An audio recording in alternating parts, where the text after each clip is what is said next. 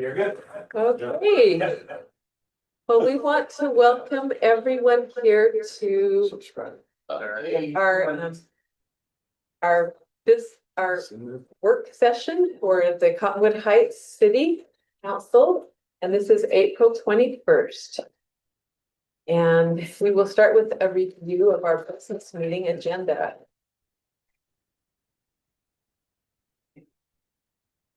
And I have asked Barbara Higgins to lead us in the Pledge of Allegiance. So after our welcome, she will do that. And then we will have our City Council Committee reports. We do for them. And then we will have citizen comments.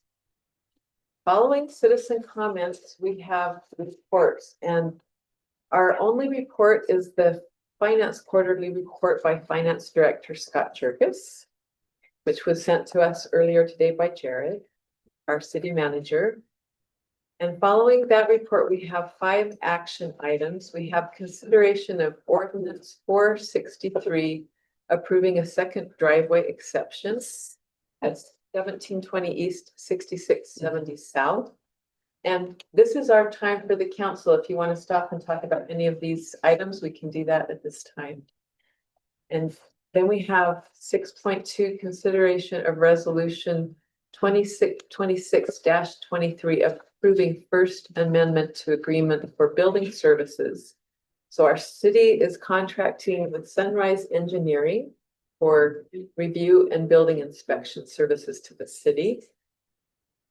And then we have 6.3, consideration of resolution 2026-24, consenting to reappointments to the Architectural Review Commission.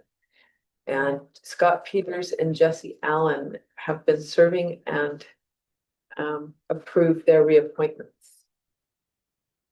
Then we have consideration of resolution 2026-25, declaring certain property surplus. And this is the disposition of a Ford F-150 owned by the city. And then consideration of resolution 2026-26, approving entry into an interlocal agreement with Utah Division of Forestry, Fire and State Lands for participation in the Wildland Fire Program, which is obviously a very important program for our city as we work to reduce risk of wildfire in our wildlife urban interface. It was unclear to me though, and maybe we have to wait for Riley to be here, what our financial commitment is, our fiscal responsibility. Is it the $1,530 or is there more of a fiscal note that I'm not seeing? And as we start this meeting, I want to announce that our city manager is not here in person, but he is with us online. And he may have answers to this question. I don't know if Scott has answers. I think there are 2 components. One is for 10,338 and the other one is for the 1,500 and some odd dollars. That's what I picked up on. Sorry, can you all hear me? Yes. The 1,500 is our match. It's a required match and it can be an in-kind match. And this is something UFA does for us every year. They come out and they do some of the clearing and the wood chipping in the wildland urban areas. And so they're committed to come out and do that this year. And that acts as our $1,500 match for those funds. Okay, so what's the 10,000 represent? It goes to UFA just for the wildland program from the state. And that's in our budget? I don't know if we have to budget it or if it goes into UFA's budget specifically. But each community that's up against the wildland urban interfaces, in order to get these funds, they're required to also do that either in kind or financial match. And I apologize, Riley let me know he was in DC at a training, so he won't be in tonight.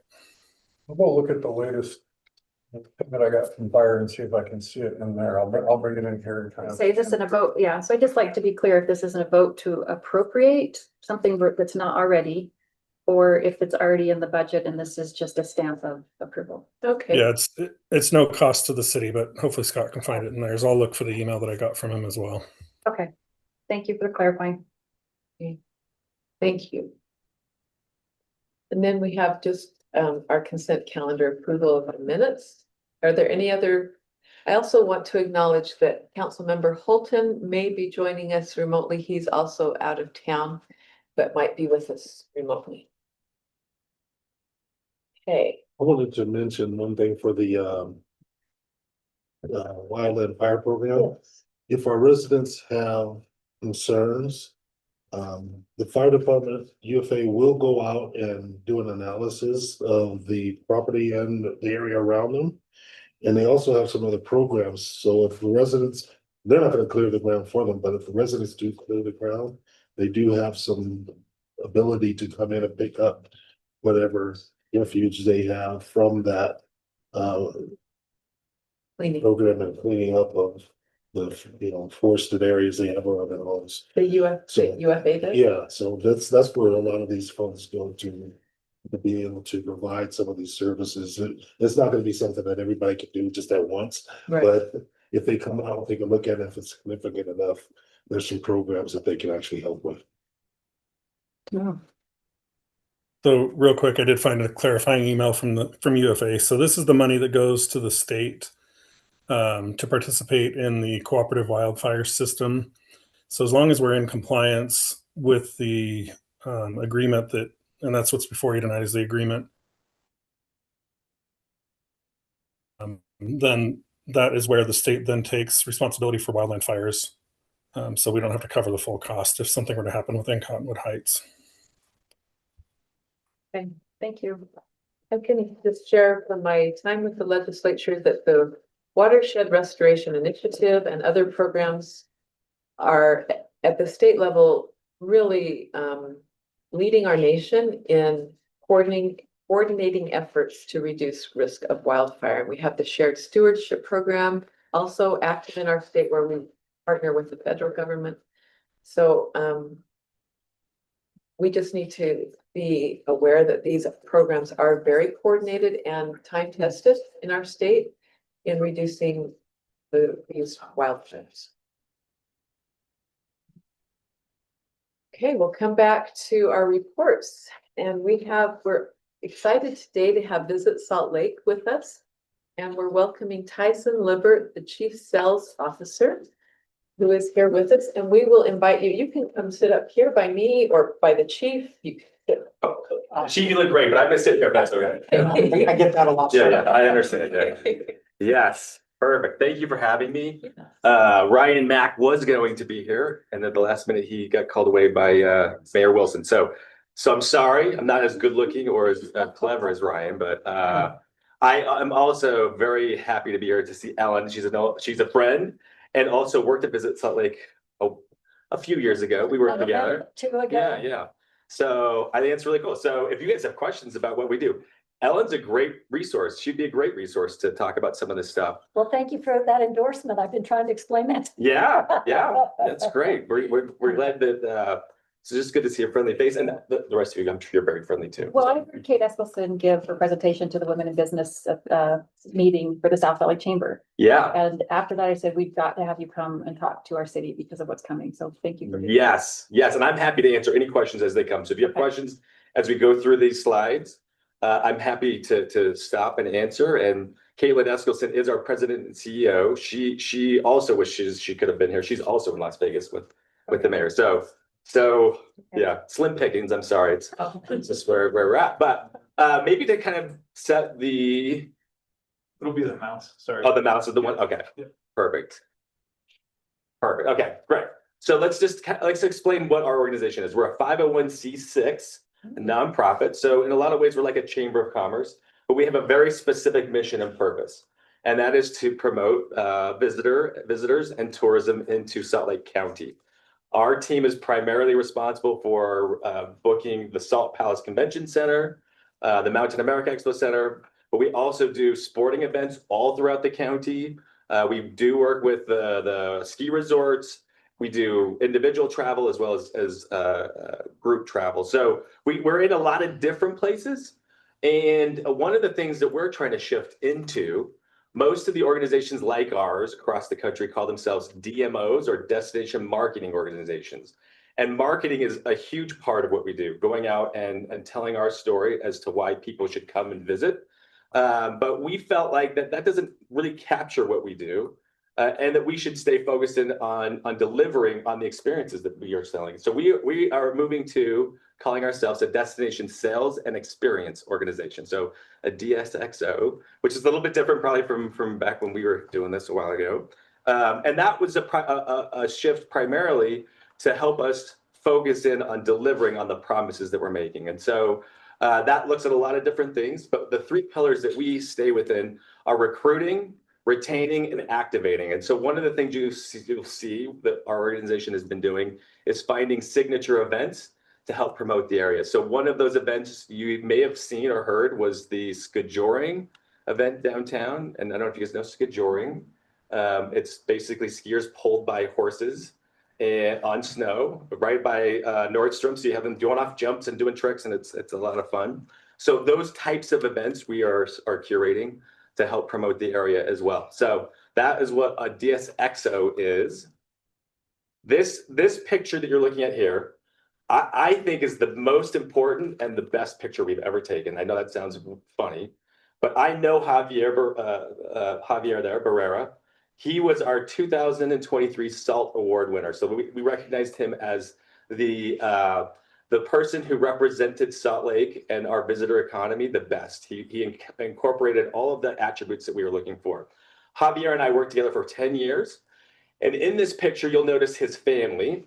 And many of the people in this picture, the girl to the right, the boys behind him, the gentleman on the far left, they all work in the hospitality industry. And the tourism and hospitality industry supports 56,300 jobs in Salt Lake County.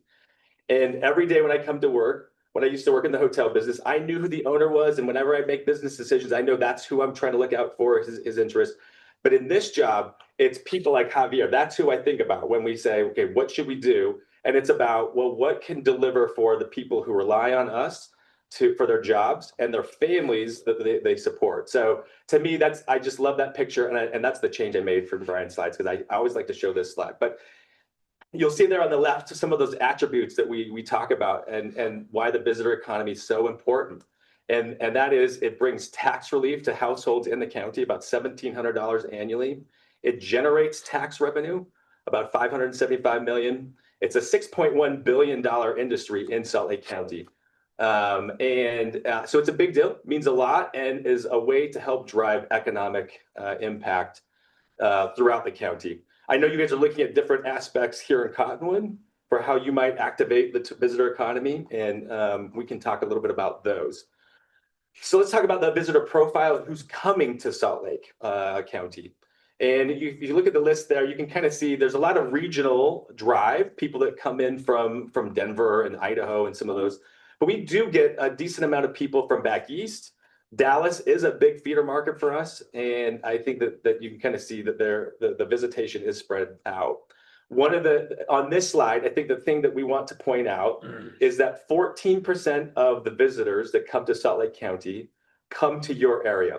If you go to tripadvisor.com right now, the #1 attraction in Salt Lake County is Big Cottonwood Canyon. The #2 attraction is Temple Square. So that gives you an idea of kind of the scale. A lot of people are interested in the Cottonwood area, but only 5% of those visitor dollars are generated in the Cottonwood area. So you can kind of see there's a disparity there. And I know you guys are looking to figure out how to make some changes there. But I think those two numbers we want to call attention to. International travelers, this has been a hot topic because of some of where we're at with international visitation. A lot of destinations that rely on international visitation are way down. We didn't see as big of a dip in our destination. As you can see, a large portion of our international visitors come from Canada. Some of these numbers are a function of the airlift that is coming into Salt Lake Airport. And this is a main focus for the airport if you talk to them. And one of the things that the community has invested in is this brand new, beautiful airport. And it has the capacity to add more volume in terms of flight. And if you look at our city and how we compete with other destinations that are similar to ours, so we'd say San Antonio, Phoenix, Portland, some of those regional Denver. Our airlift is very good comparative to those destinations. And that's one of the things that really helps us a tremendous amount to get visitation. And we believe that will continue to develop, especially as the new airport is fully developed and they get those efficiencies dialed in. So we think we're going to start seeing more of this. The South Korea direct flight, you can kind of see where South Korea is now. That's relatively new volume because of that new Icheon flight. Do we I would know- have never guessed. Is this people exiting the airport as well, or is it just people coming in? Yeah, these are people exiting the airport. Yeah. We do have some numbers for people staying there, but we don't consider those as visitors to our community. Yeah, these would be people leaving the airport. Yeah, South Korea is surprising to me. Yeah. Do they come to ski? Who knows? I don't know, but Between the U's relationship and South Sea. Oh, that- okay. So the Icheon flight was put into place, I think, about a year ago, just over a year ago. So that's being developed. So what we've seen, we actually had our counterparts from Seoul come out. We talked about some ideas. A lot of businesses are trying to figure out that relationship. So I think you're going to see some business that's there, and of course leisure. Skiers certainly are coming. But it's so new. They're still really trying to develop some of those relationships. But great opportunities that really opens up that Asian market quite a bit for us. We expect to see some growth in that. So sitting on the ski lifts, I always hear a foreign language. yeah. Always. Yeah. So Yeah. good to see that in the numbers. And we'll talk a little bit more about the Olympics, but I think with the Olympics on the horizon, the international market it puts that even more into focus for us. So just in terms of visitation and what's happened to kind of tell our story, you can see there in 2019, that's the pre-pandemic, and then you go through the pandemic, you see the dip there, and you see it growing now. We are exceeding our pre-pandemic numbers. And in terms of visitation, but if you actually look at hotel room revenue growth, Salt Lake, we track 12 cities actively. Of those 12 cities, Salt Lake is the number one by far. We've grown 28% in terms of hotel RevPAR, which is revenue per available room, from 2019 end to the 2025 end. The next closest is Phoenix at 22%. The average of those 12 cities is 6%. And there are 2 cities that are not yet exceeding their pre-pandemic numbers, and those would be Denver and Los Angeles. So to kind of give you some perspective. So Salt Lake has been on a quite a bit of a growth trajectory, largely due to some of the investments that are being made, like at the airport. And if you want, we can talk about the new entertainment district going in downtown, or some of the pro sports teams come into town. So all of those are a factor in this growth. Okay. It's significant for me also that 88% of that travel is leisure. Yes. Yeah. And we say leisure, that means individual travel. I do kind of want to make that distinction because leisure isn't necessarily people just come in to ski and have a good time. There's a lot of business travelers that come and just book a room. That's counted as leisure, which is unique, but a decent amount of that business is also business travel. So perfect. So let's talk about experiences. So as we move towards the experience and delivering that experience for our visitors, especially now, as you guys have seen, it's more with AI and digital and online meetings and opportunities to connect when you don't even actually visit places. The question is, what's the value of going places? And what we are seeing is that people want to experience things when they go. So even if they come for business, they want to experience something. And so some of the messages that really resonate with with the people we're targeting is this idea that you can come do business and have an iconic experience. You can go see Big Cottonwood Canyon, these mountains that surprise people. As we like to say, we deliver on Denver's promise, right? So they come here and like, wow, these mountains are so spectacular. And that experience is something that is worth doing. And that's where we find resonates with the travelers. So having an experience where people can come and feel like they went somewhere is a huge value. And so people are interested in those types of experiences. And you guys are in a unique place because most destinations do not have what you have. And I think that that's a huge advantage for you as you start to plan out what the next steps might look like for you. Can I ask you a quick question on demographics? So when you look for experience, is that mostly for kind of your young adult family, or is it really equally across the board?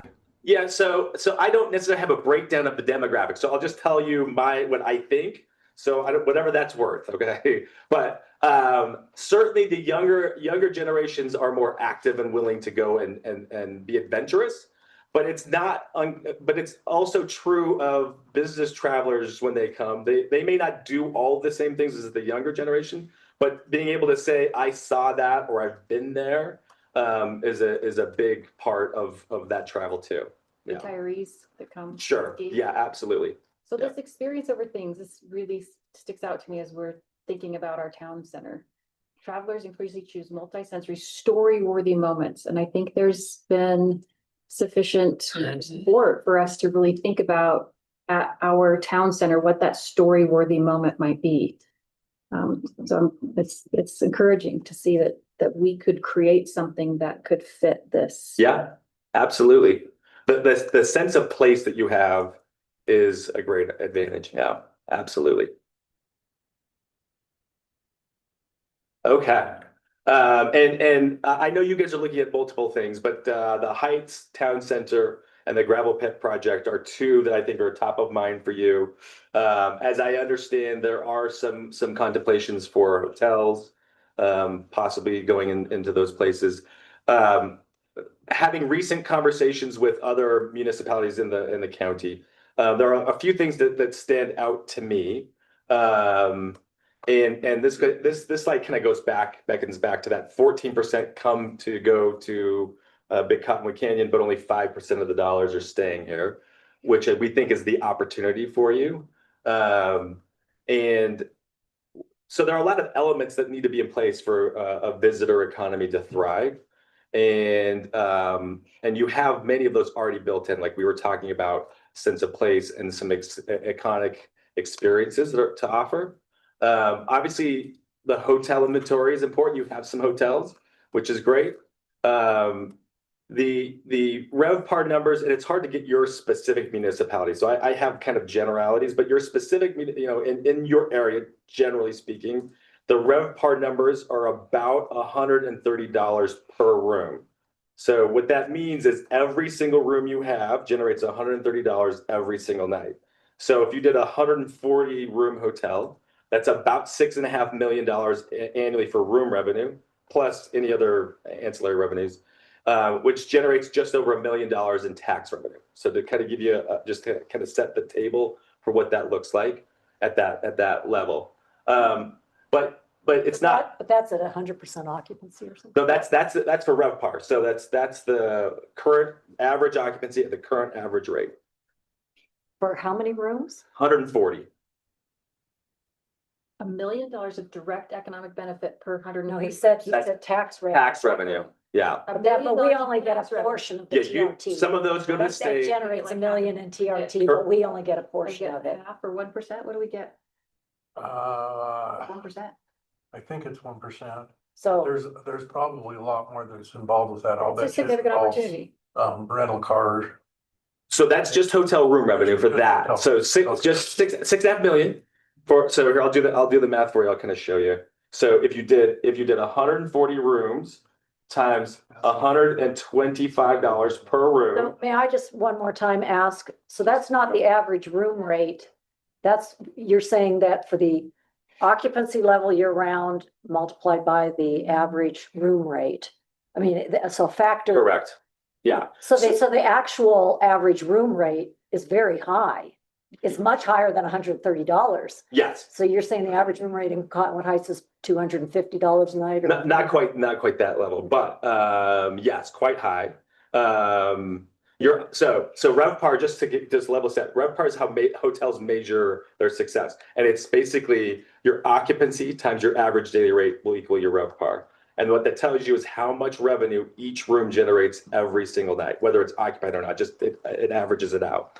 And so to kind of give you an idea, downtown, the convention district, the RevPAR is $201. So you're at 130-ish out here. And it's hard to know exactly because there are factors that each hotel will have. I'm just trying to give you just a level setting of like, this is where you're Because at. A million seem, but that's the total, probably total TRT. That's the total tax stack, which is Yeah. 17.52%. Yeah. Which of that, some of it goes to the state, some of that keeps in the municipality, some of that goes to the county. Like there's a lot of different places it goes, but that's over $1 million, 1.1 million off of just the regular RevPAR that's generated from that project, right? So that's just to help level set like what the expectation or approximation might be. Of course, you could build a hotel that would generate more than that or less than that, but that's the average. In terms of experiences, we try to break it down. Like what is it that people are looking for? You can see here, one of the things we've really steered into is the multi-sensory engagement. What does a destination sound like? What does it smell like? What does it look like? And try to sell that experience to people, which I think is an interesting exercise to think about. But those sorts of things are what we see are resonating with our travelers. What would be an example of a multi-sensory in downtown Salt Lake City? Yeah, so some of the things we could talk about in that setting, and you guys have it here too. One of the things we talk about is when you wake up in the morning and you go for a run, you can go up City Creek Canyon. Yeah, you can go from your hotel and be in the mountains and feel the crisp air, right? That smell of pine as you go up City Creek Canyon. You do the same thing as you go up Big Cottonwood. We talked about, and you'll see this in the next slide, there are opportunities for like working with the Climbing Association or USA Climbing to develop a route here at the base of Big Cottonwood. That's an experience that you can develop and help sell to people. So like, for example, we call our office space that is just off the I-215 in the northeast of our city, we call that Class A office space. However, in talking to certain people that work in that arena, they'll say, oh, no. Cotton Heights doesn't have any Class A office space because it doesn't have the walkability and the residential piece that like a downtown Salt Lake. Thus, the difference between a RevPAR of 201 versus 130. People who, occupy our Class A office space, what percentage live nearby or can stay nearby. I mean, those kind of dynamics are really good food for thought for us to think about with Cottonwood Heights. Absolutely. Yeah, I think as you think about those sorts of things, you have to decide where you're steering, because I don't think you want to become downtown Salt Lake. You want to be your own community with its own advantages. But I'm talking about it in terms of generating economic. Yes, in terms of the economic impact, right? You want to have people walk out of their hotels and walk to a restaurant or to, Well, accessibility is important, and we can talk. I think this is one of the sides we're going to talk about too, and that is how do people access what you've got? Parking's really critical. I mean, we're doing some stuff in Sandy, and as we're doing the downtown renovations, we're trying to move people. Can you work at Mountain America Expo Center? But one of the critical issues that they deal with is, well, the parking's not. It doesn't work for us, right? And so. If we could go back in time and talk to Sandy, we would have probably fixed that parking from the beginning to help make that a little bit easier. But I think what you're also talking about, and this is also some things we hear, is, well, what do people do when they go down to the Mountain America Expo Center? What's the experience like? Where do they go eat, and what are they going to do? And so those things should be thought of. And the visitor economy comes into the community that you have. And your community is for your residents, and they're your main constituents, and we recognize that. But those same elements that make Cottonwood Heights great for your constituents are also what makes it great for visitors. And it will have a little bit of a different flavor to it. As you guys steer that experience, those are some of the things you should think about. What's the future? What's the near term? And how do we do both? Yeah, good questions. Should be thought of. Yeah. Caitlin emphasized in her presentation to the chamber that drivability and parking were two huge not benefits, but desirable assets for visitors. Can you Yes. talk more about that? Yeah, absolutely. So one of the things the downtown has, you're right, everything's compact and you can walk it. But one of the things that keeps visitors, like even residents of Salt Lake County from going downtown, is just thinking about how do I navigate that and where do I park, and it's going to be expensive, and just being able to get around deters a lot of people from coming. And so being very clear about this is the pathway, this is the wayfinding, this is the plan, will solve some really important issues for the visitors, but also for some of the locals that would be coming in to spend money. Wouldn't Salt Lake Valley, all the different cities around Salt Lake Valley benefit from a more viable transit system? So public transportation is really important. We do have the tracks, but you're right. Yeah, whenever we can expand tracks, that's huge. You guys know this with the UTA and the ski bus and some of those issues that we've dealt with the ski bus. Having reliable public transportation is very I important. mean, we're dealing with, we have. Yeah, you're right. We are still dealing with it, right? And I know Visit Salt Lake, we were involved with helping to come up with a solution for the last few years. And I think UTA is still trying to figure out what they're going to do. But yes, we would be a huge fan, and I think everyone would benefit from a more robust. Would sure be great if the Visit Salt Lake was a little bit more of a, as far I can understand it, an advocate for taking this opportunity with the Olympics coming in to really think about transit in a more thoughtful way. Yeah. Because at some point, visitors already know what it's like to get on a freeway and have it be jam-packed like our I-15. And I would think all the cities from Sandy all around, we would all be in support of, especially the visitor economy, being able to get around. Yes. Have transportation alternatives other than renting a car, which Yeah. if you meet in Salt Lake City, of course you have that. Yeah. The airport and such, but Yeah. For our outer line Yes, areas, right. we really don't have that. Well, I would just say from our standpoint, we would be huge fans. So if you need advocates or you need people to help, we are happy to help. As you guys navigate that, we do talk to UTA often about how do we augment and make more robust, especially with the ski business. How do we augment that and make it better? And we do appreciate what you did a couple years ago when the 972 was discontinued, or the Yeah. am I getting that right? 953 Yeah. was Yeah, discontinued. We appreciated that you Yeah, yeah, helped to help get those in the hotels. I think that was good for all of us. So That was we helpful. like finding solutions that way, but you're right. Hopefully UTA can solve that for us all. So To me, this is like a Steamboat Springs where you have to drive there, but then they have a wonderful transit system once you're there. yes. So I think it's a yes and. Yeah, it is a yes and. That's exactly right. Totally agree with that. And that kind of talk. So one of the things we are going to move from a branding standpoint, and let me just go. Oh, yeah, I'm excited about Yeah, that. yeah. Is America's Mountain City. That's going to be our new push. Yeah. And Not the Mile City. not the Mile High City, Mountain America's City. Mountain City. Amazing. We're getting close to having it all tied up with trademarks and all that stuff. So that's almost complete, and you're going to start seeing some of that branding come out. And where are we? You guys are right there.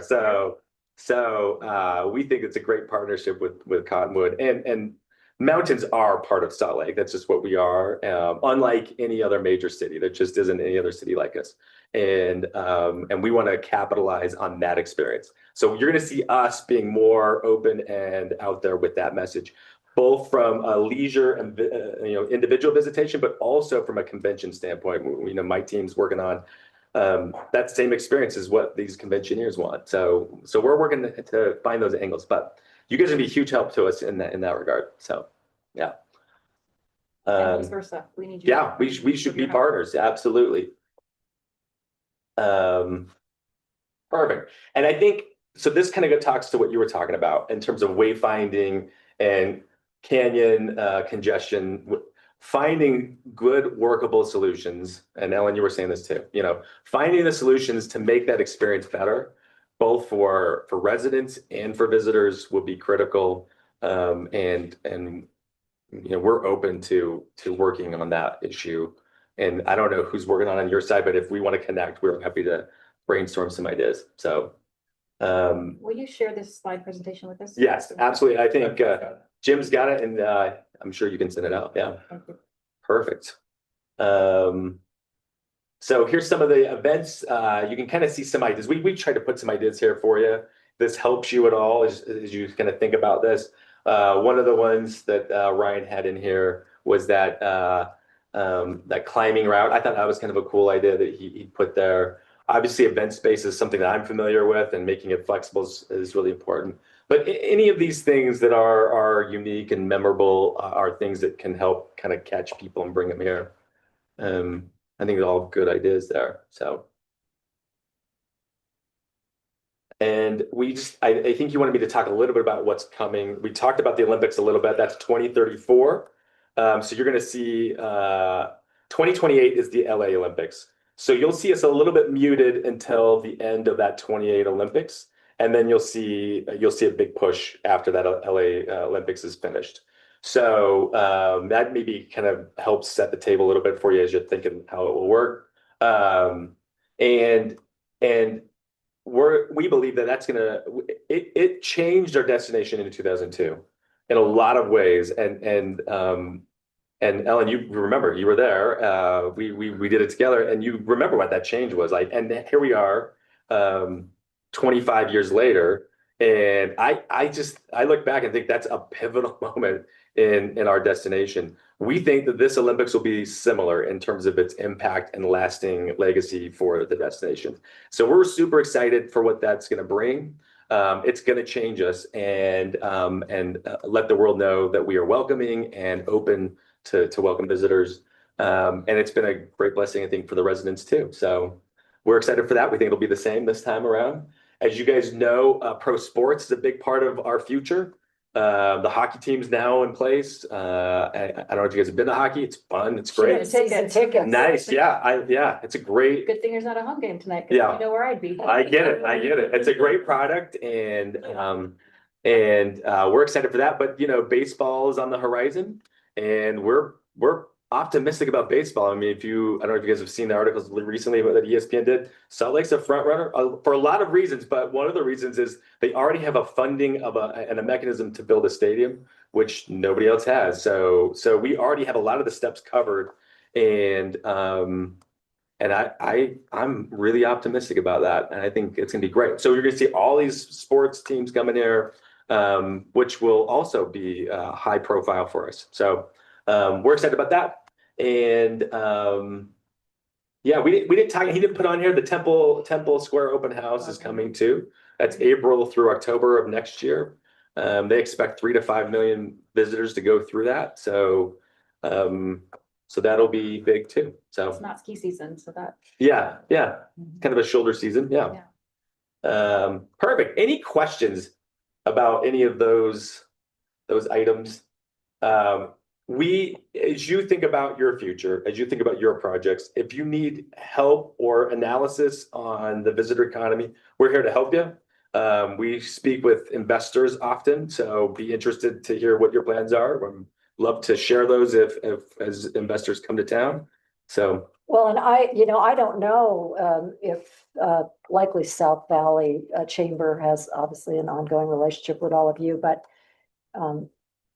specifically how we can have that hub at the gravel pit represent an opportunity to not only have people stay in hotels, but to have them linger in Cottonwood Heights, and to see it as, when you talk about America's Mountain City, if you say Salt Lake City, if I tell somebody I live in Salt Lake City, they'll start nodding their head. They don't realize that Salt Lake City proper is, it's less many than things. 300,000 people. Yeah. And that where I live, though I often put Salt Lake on my mailing address, the point I'm trying to get to is we're interested in, and I particularly am interested in seeing that be a transit opportunity for people to come in and feel like they don't have to hassle with parking and all of that stuff, because they can arrive. And that piece of the puzzle has not been put together yet. Yeah. Right now, it's only set up with a 2,000 parking stall garage for people to drive there, which at least thankfully it's right off the I-215. But we hope that you will take back with you, this idea that Cottonwood Heights in our future, we would like to see that as a true intermodal hub, Yeah, not a parking garage where people go and spend their money only up in Big and Little Cotton Right. Canyons. And something to we're, keep them here. yeah, we're trying to figure out how Right. Port Union Boulevard can be more conducive to Mhm. people Okay. wanting, yeah. Our time is about up. So do we have anything else before we need to move on? I think we need to No. finish up. Okay, yeah. Grateful. Yeah, for very the good. Yeah, Thank you. and I'm happy, Invitation. yeah, please, reach out if you have questions. I'd love to continue dialogue too, so. Yeah, Tyson, Yeah. thank you. Yeah, thank you Yeah. guys. Good to see you. thank you. Yeah, thank you. Okay. And this moves really well into our first staff report, which is on economic development strategy discussion. So we're going to turn the time over to our city manager, Jared Gerber, to initiate this discussion.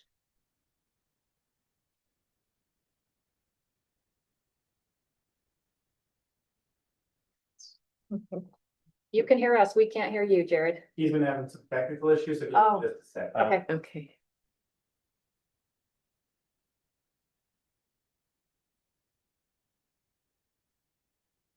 Yeah, I see one.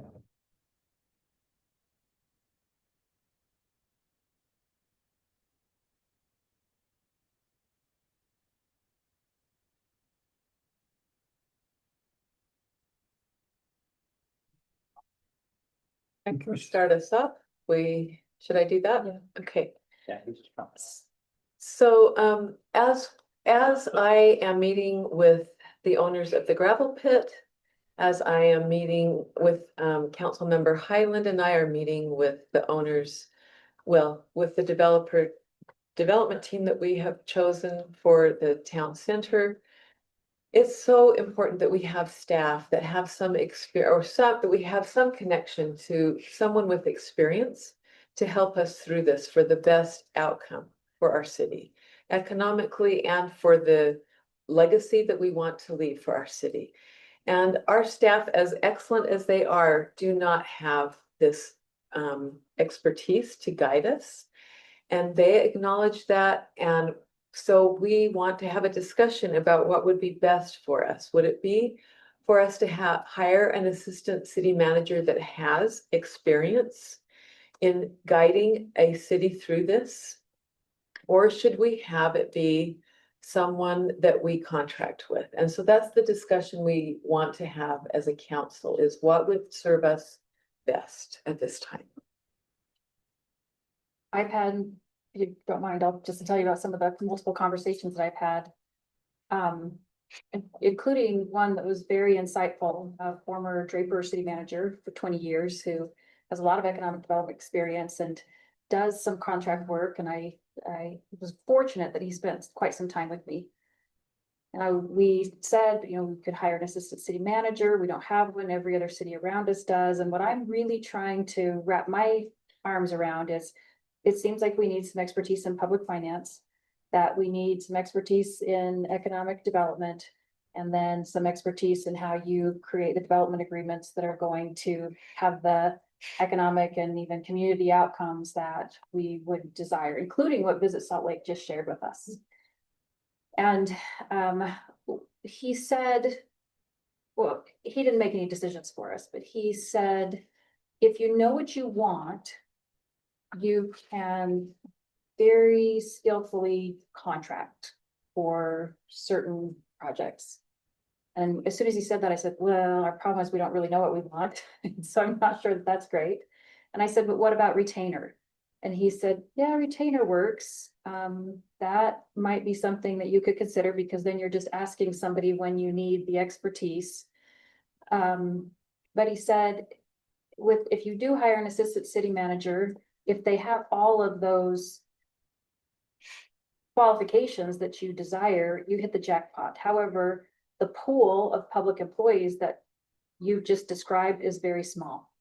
But I think he was trying to say in a nice way that what we're trying to get to might be something that's very difficult to deliver.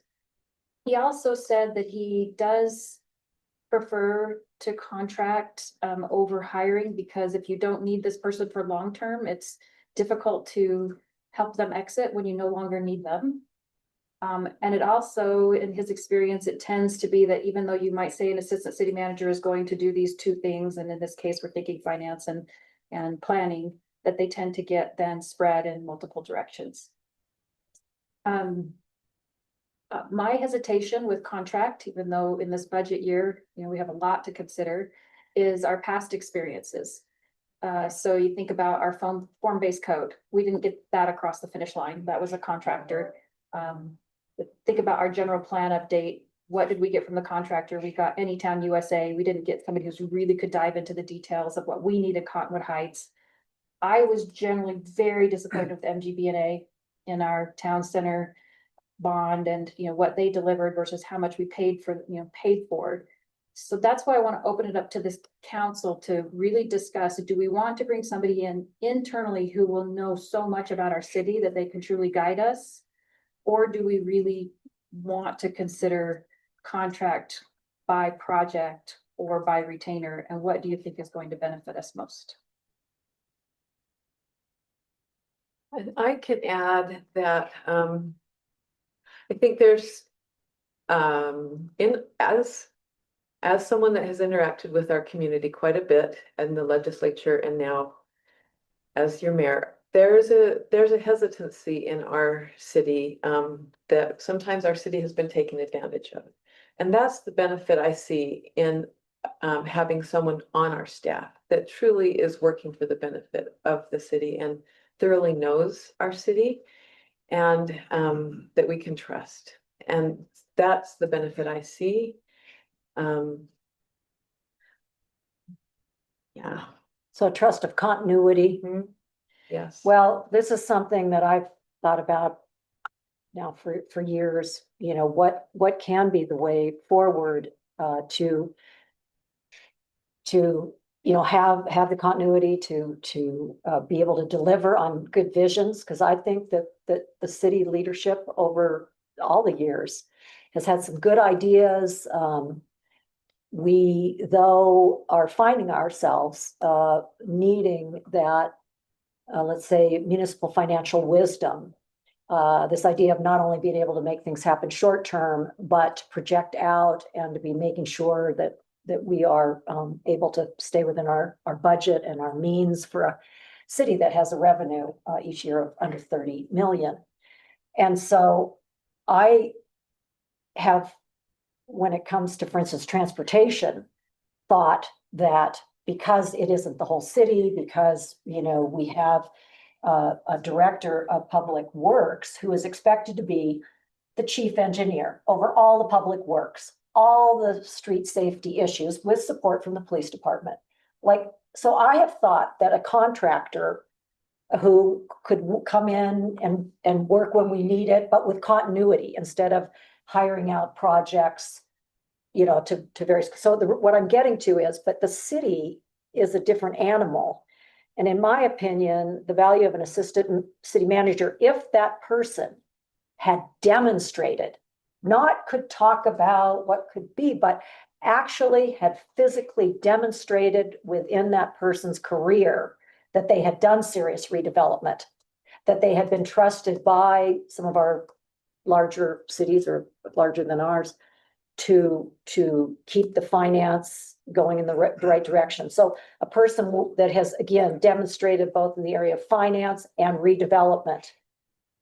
And I think there is a person out there like that. And I would like to pursue that avenue for the reasons that I think both of you have brought forward.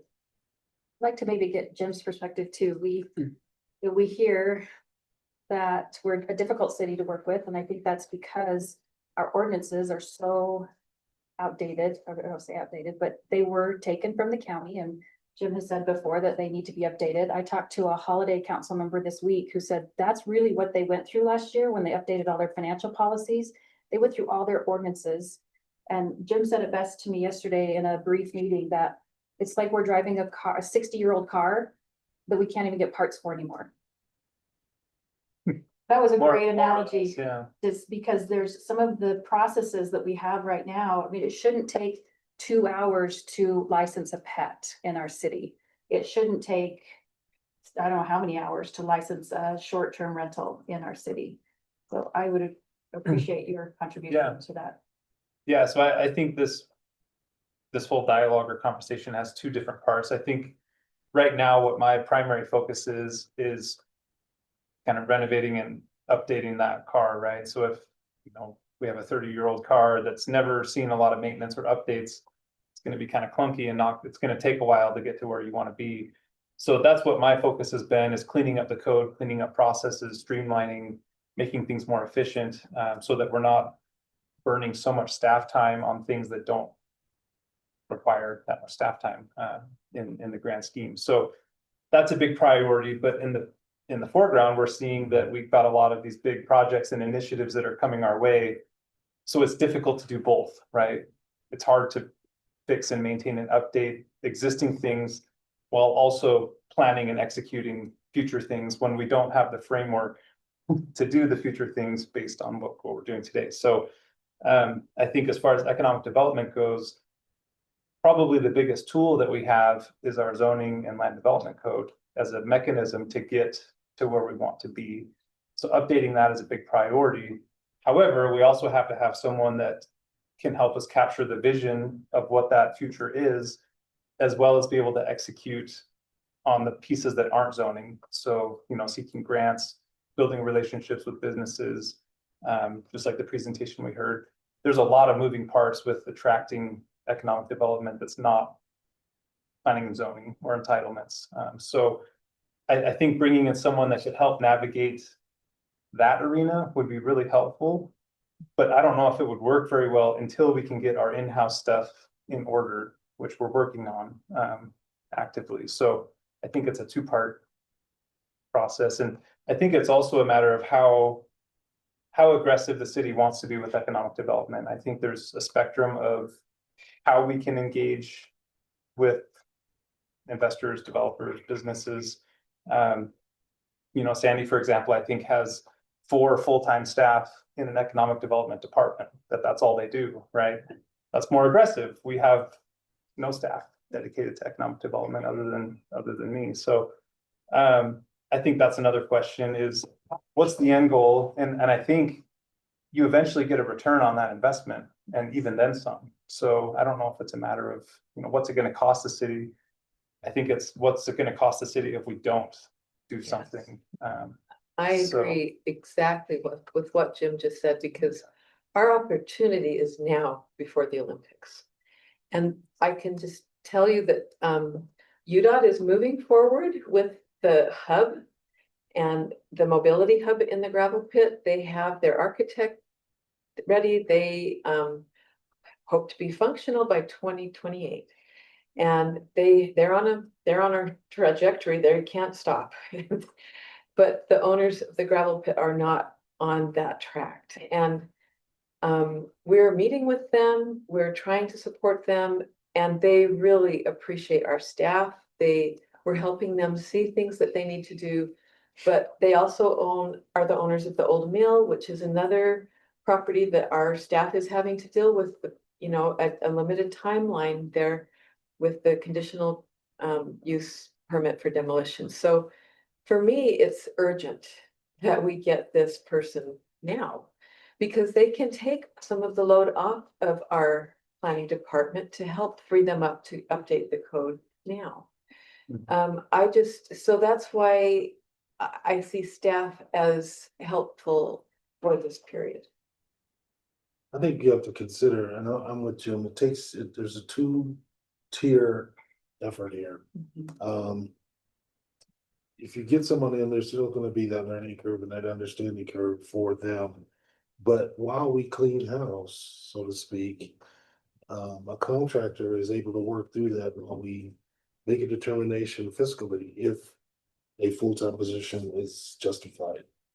I think we have to take the careful steps to make sure we're doing right internally first before we try to jump into doing too many other things. And a contractor would allow us that grace and that space to be able to do that. Now, I agree, we do need an economic development person here eventually, but I don't know if now is the time, especially since we're talking about, we mentioned a couple of times, a unicorn.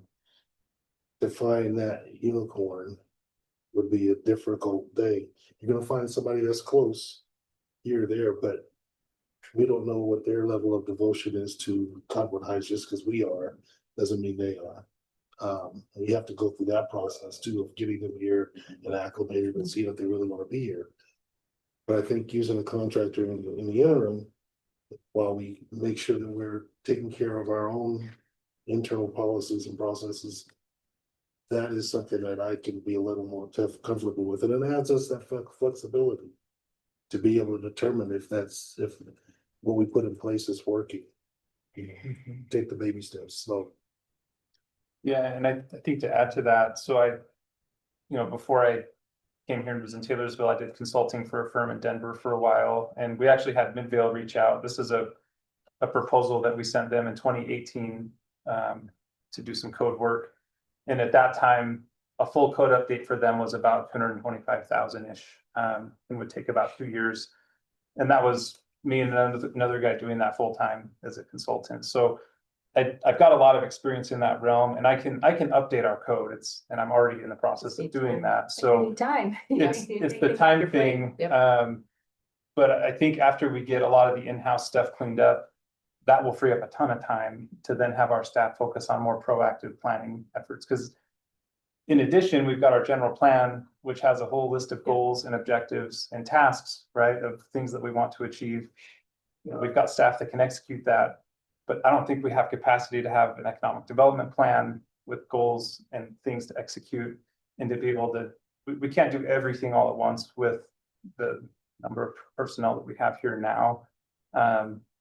And I think that's really the biggest question, is what's the priority, and how long do we want stuff to take? And I guess Jared would be the decider of this. Is I feel like whoever we brought in, whether it's a contractor or a permanent position, one of their big things they could do is pursue grants and other opportunities that could help the city. There's so much money out there that's available that no one has the time or capacity to even apply for and administer those grants, because it takes a lot of time to submit an application, to be awarded the grant, to coordinate with the person giving the grant, the contractor that are going to do the work. There's a lot of money out there, and we just don't have the resources to capitalize on it. And that's something that this person could also help us with. Yes. I like that, and I just get concerned about whoever it is, even if it's a contractor or someone permanent coming in and butting up against code, and they can't move the needle. So then we're still in the same place, and there's a holding pattern there. That's what I don't want to run into. I want folks to be able to come in, if there's somebody that comes in to do the job, to be able to say, okay, I have the freedom, like the things that I'm doing fit with our policy and our codes, and we can move forward and progress that way. Something else David mentioned was, like, we don't really have a marketing and branding plan. And I think about Mill Creek 2040. The reason that that's happening in Mill Creek is because they have a plan for economic development. And so what you've just raised something that I didn't even think about before. Which would you contract, the updating the code or the economic development? Economic development, I can update the code. I mean, that's kind of my area of expertise. I've done that for 30 different cities and counties in the country. So that I can do. It's the other stuff that would be a little more of a learning curve. I could do it also, but I couldn't do both. It's harder for a consultant to get familiar with the code from the outside than it would be economic development. And it's also probably way cheaper for me to do the code. I mean, Yes. I'm guessing it would Way be cheaper. 400,000 to 500,000 probably to update our code Oh, completely. Yeah, this again points out how key our staff is. Yeah. And how valuable our staff is, and why we need to invest in keeping our staff. And how, again, if we had the correct assistant city manager, Tokerville, Vernal, these are cities that have assistant city managers. And so it's not out of the ordinary for us. Midvale, Holiday, these are all these cities have assistant city managers. So if hiring an assistant city manager soon could help ease up things that Jim is having to do, so that he can work on the code, so that that person could work on the old mill and other things that are coming to Jim's desk now, then take that off his plate now so that he can work on that. That just speeds up our city. Like if we found somebody who has, again, demonstrated experience related to CDRAs and CRAs, who really understands how to manage that, how to, you know, make them, how to manage them. And has also has a familiarity with our area. I'm just thinking of Councilman Newell's concerns. I think you mentioned an interest in you know, how unique that would be, that, you know, most people that have come in as department heads, you know, it is a learning curve because they are not real familiar with our area. But if we had someone who was extremely already familiar, who had again demonstrated in finance, redevelopment, and securing grants, don't, you know, and could tell us the grants and how long it took to secure grants for other cities, would that be something that then you could consider, Councilman Newell?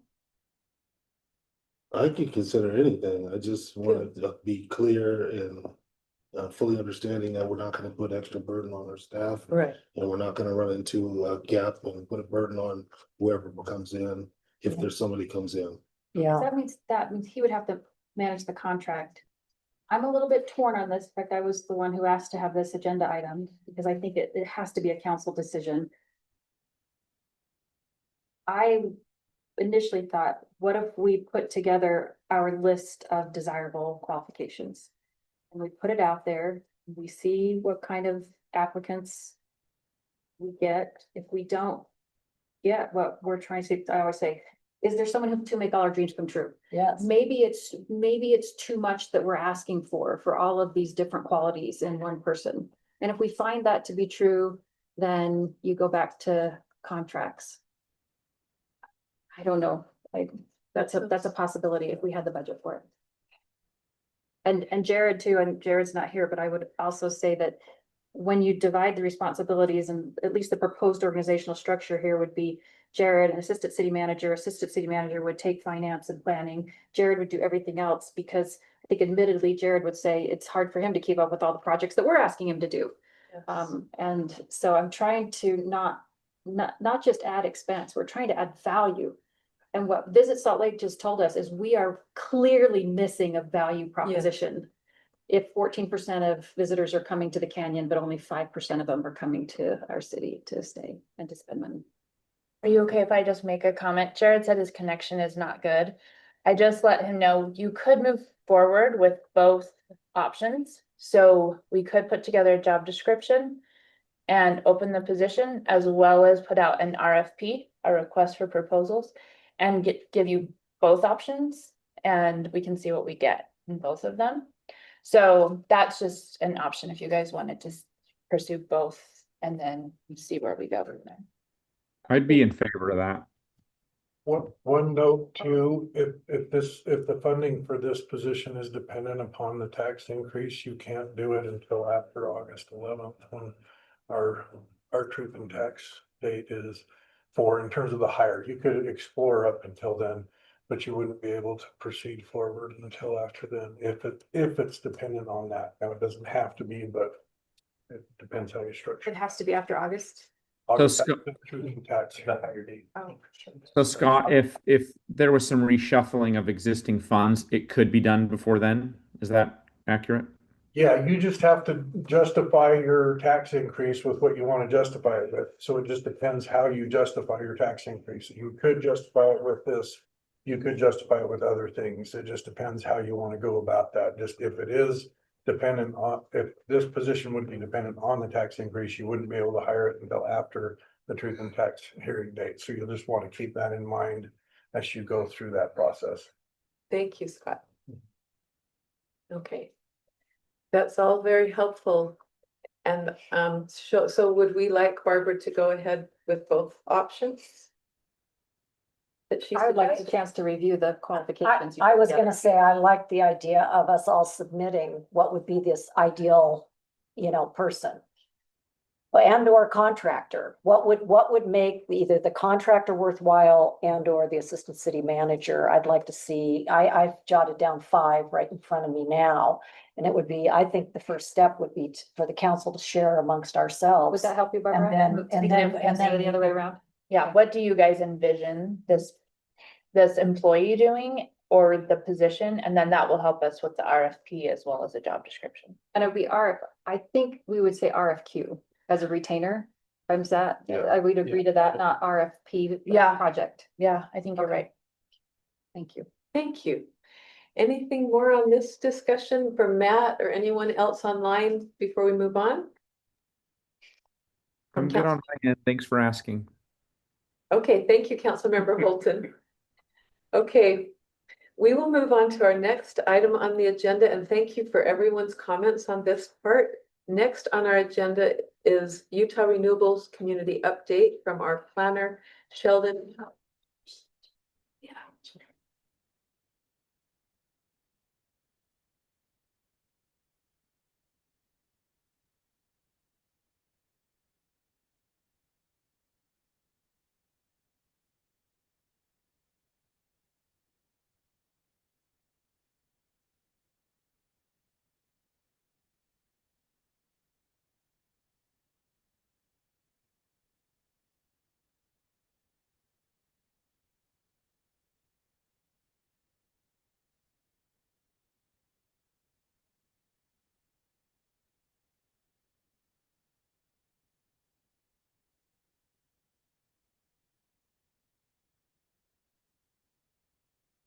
So while Sheldon's doing that, Mayor, if I just real quick on our upcoming calendars, just want to make a quick note, the sapling sale will start at 9 a.m. Okay, until 2, and then the same with the letter G, hard to recycle event, the charm event. when did it change from 10 to 2 to 9 to 2? I think it's always been 9, as far as I know.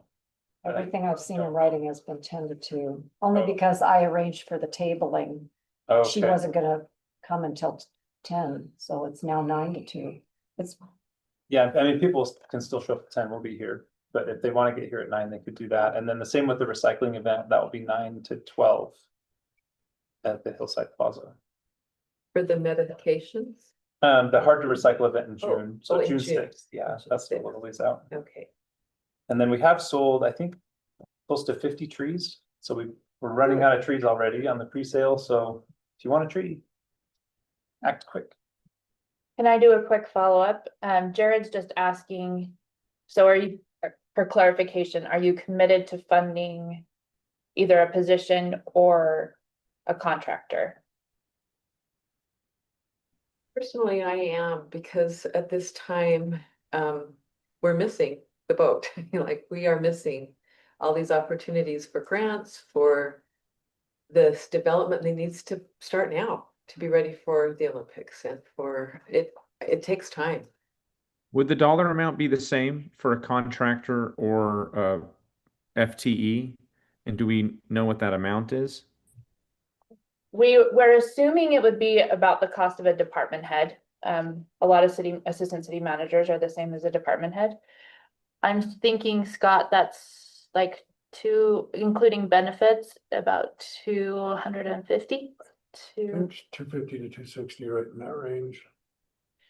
So we probably could get a contractor, but I don't know for sure. So it probably wouldn't be a lot different, but So our contractor always grosses up their fees to cover their own benefits, and Mhm. they are not gonna lose money doing this, so you always, to me, contracts usually are hedged on the high side. Mhm.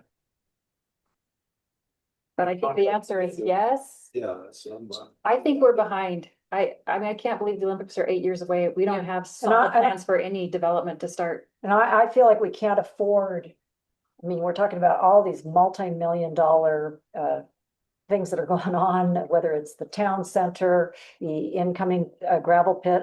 I don't know if this is confident, I don't think it's confidential, but my understanding is that Granite Construction is no longer, their lease is stopped. Right. They're in the gravel pit, so there's eminent change coming, and if we aren't ahead of the curve on this, this could cost the city many millions of dollars. So to me, it's an investment. It's not an expense. It's a very needed thing.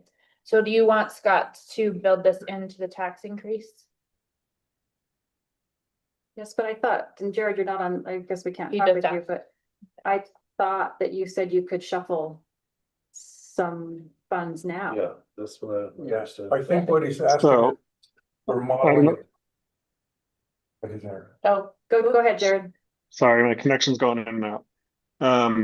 We could probably shuffle and hire sooner. It's just a matter of whether or not we're committing to it for whoever comes in for the next fiscal year. And so that's why we need to know if we're building this into the tentative budget for the May 5th meeting or not.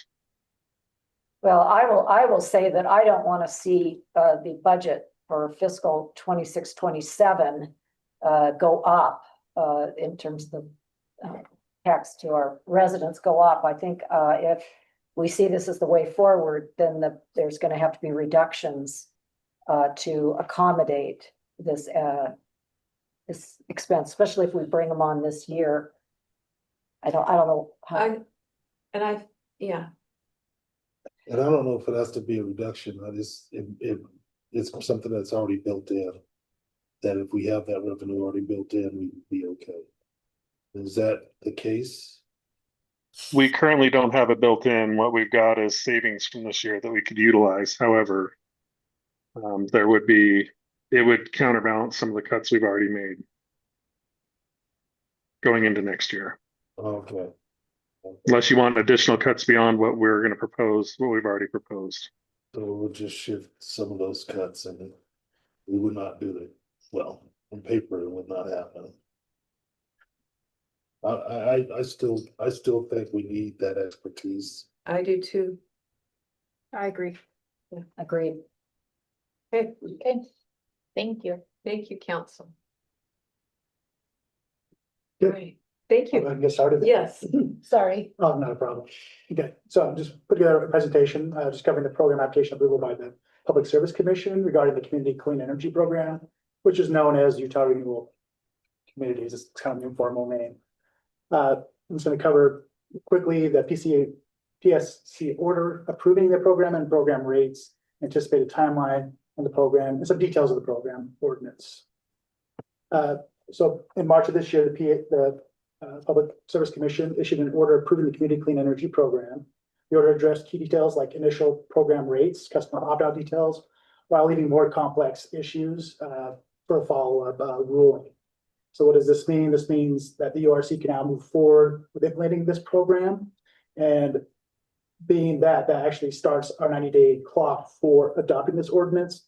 This is per the statute that all cities have 90 days to adopt the ordinance upon the approval of the PSC ruling.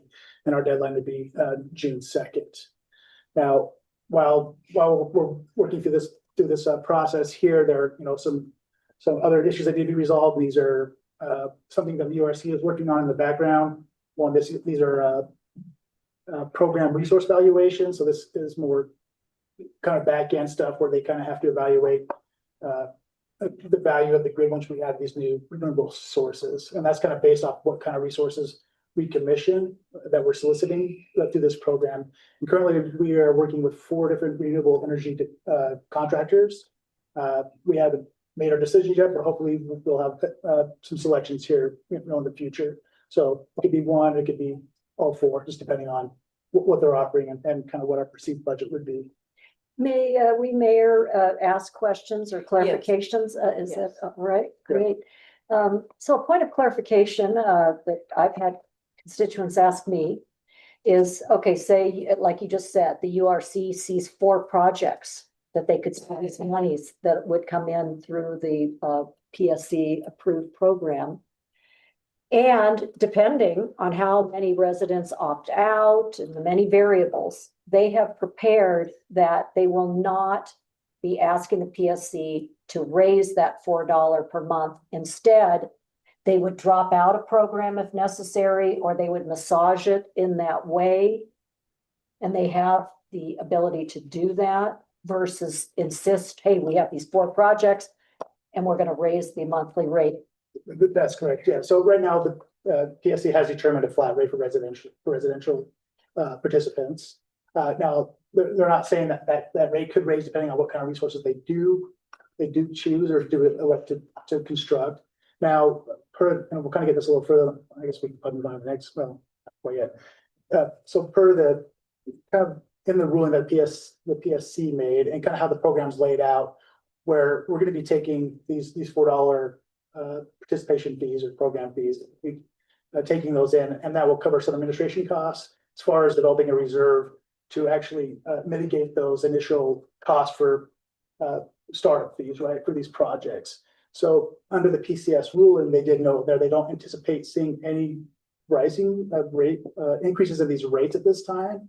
They actually anticipate the rates to go down because the way the program's laid out, they're under the assumption or anticipating that there'll be plenty of fund there to get the project up and rolling. That's where the majority of the cost is in a lot of these programs, is the initial cost to get them off the ground and get up running.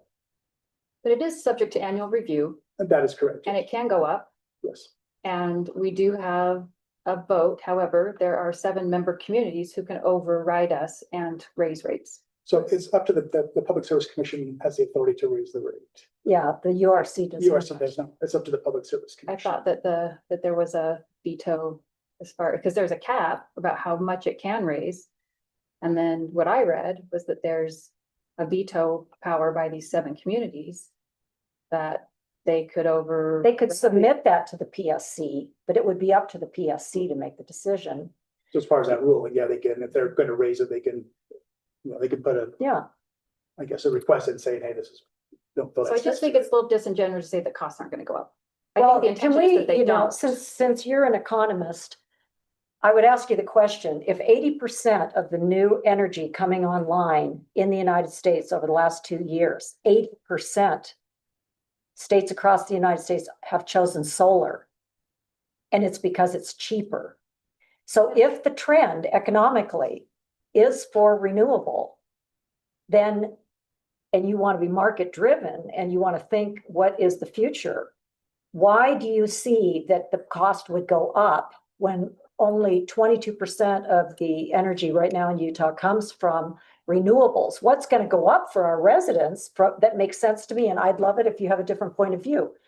But for me, I'm very concerned that my tax dollars go to subsidize methane producing natural gas and coal that puts carbon in the air and makes my air dirtier.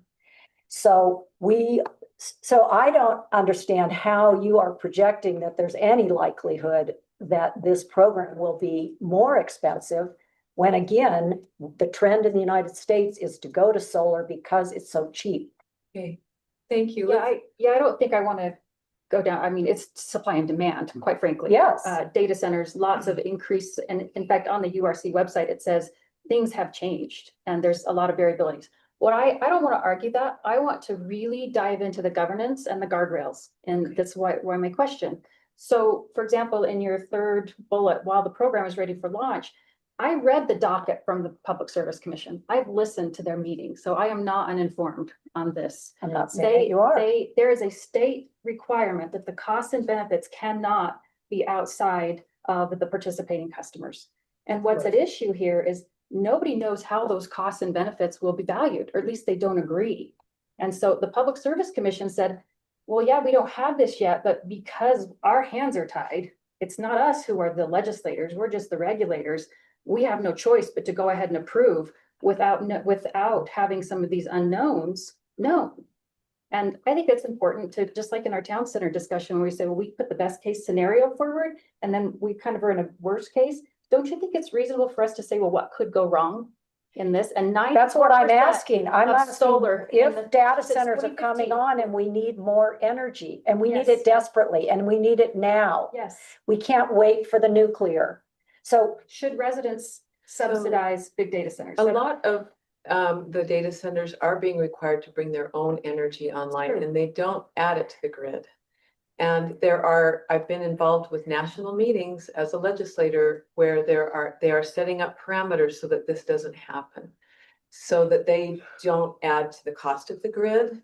So let's leave yeah. this back to Sheldon with his presentation. moving on, so. So part of that ruling they made, they established a flat rate for residentials to participate in this program, which is $4 a month.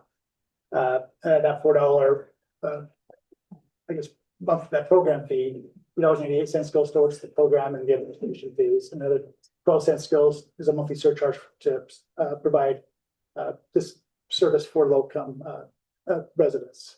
So, being that they're looking to provide, I guess, sorry, looking to provide that monthly fee for the low income residentials, that cost will be $0, but they want to participate in the program.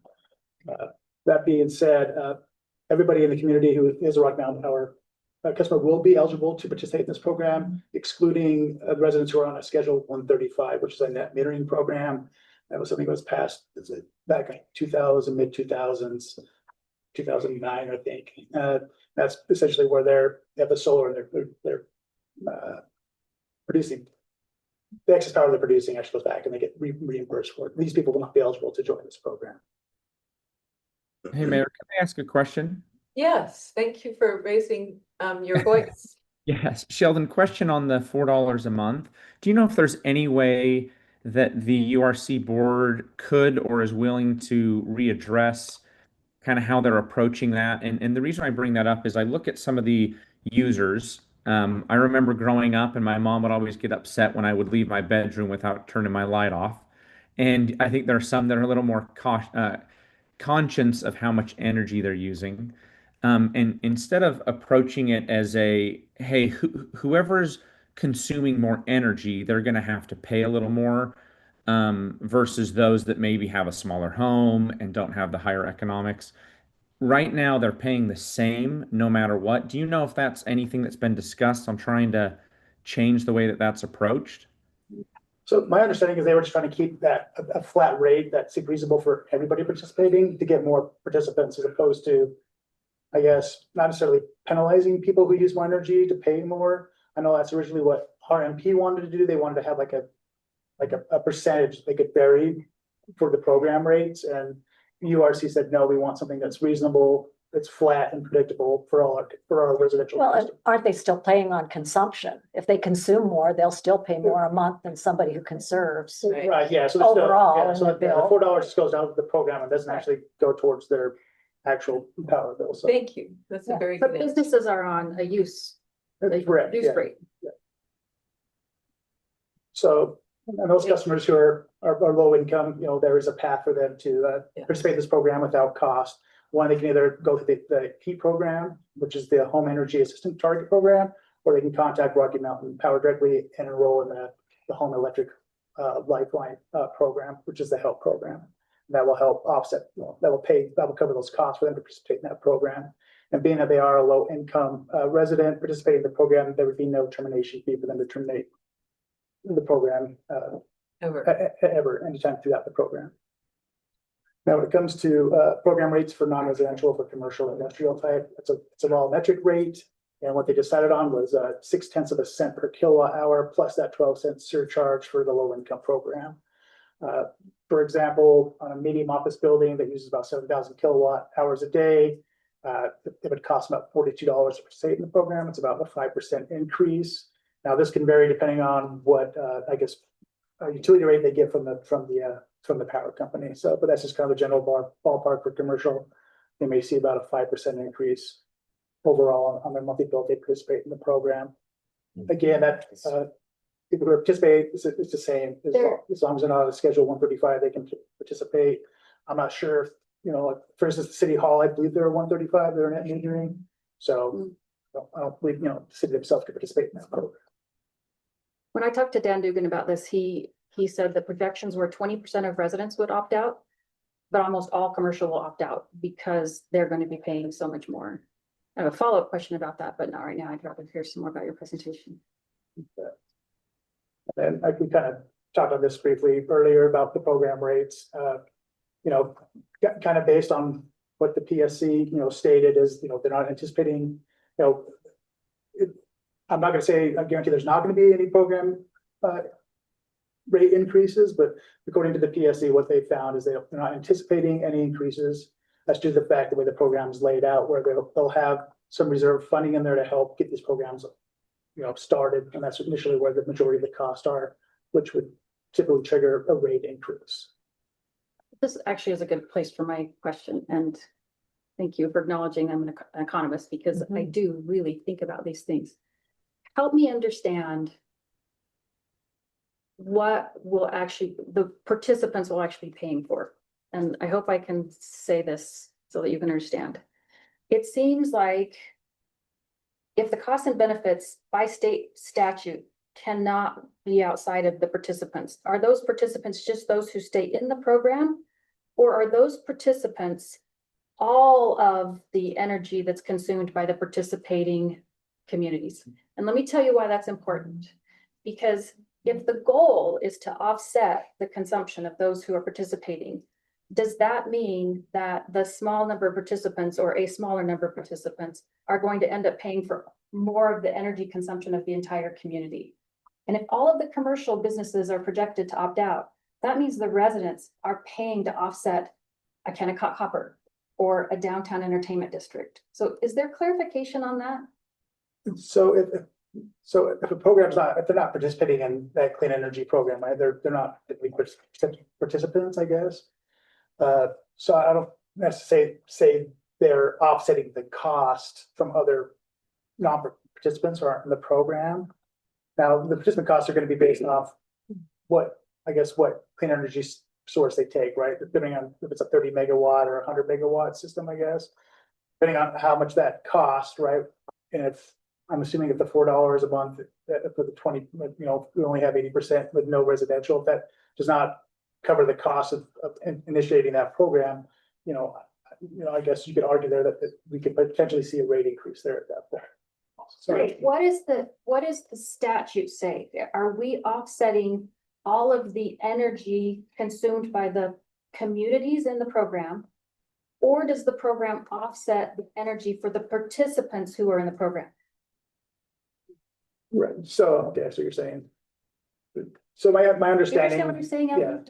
I do. And, Yeah. okay. So my understanding is it would be offsetting, I guess, it's a hard question to answer because it depends on how much of that actual clean energy is being produced, right?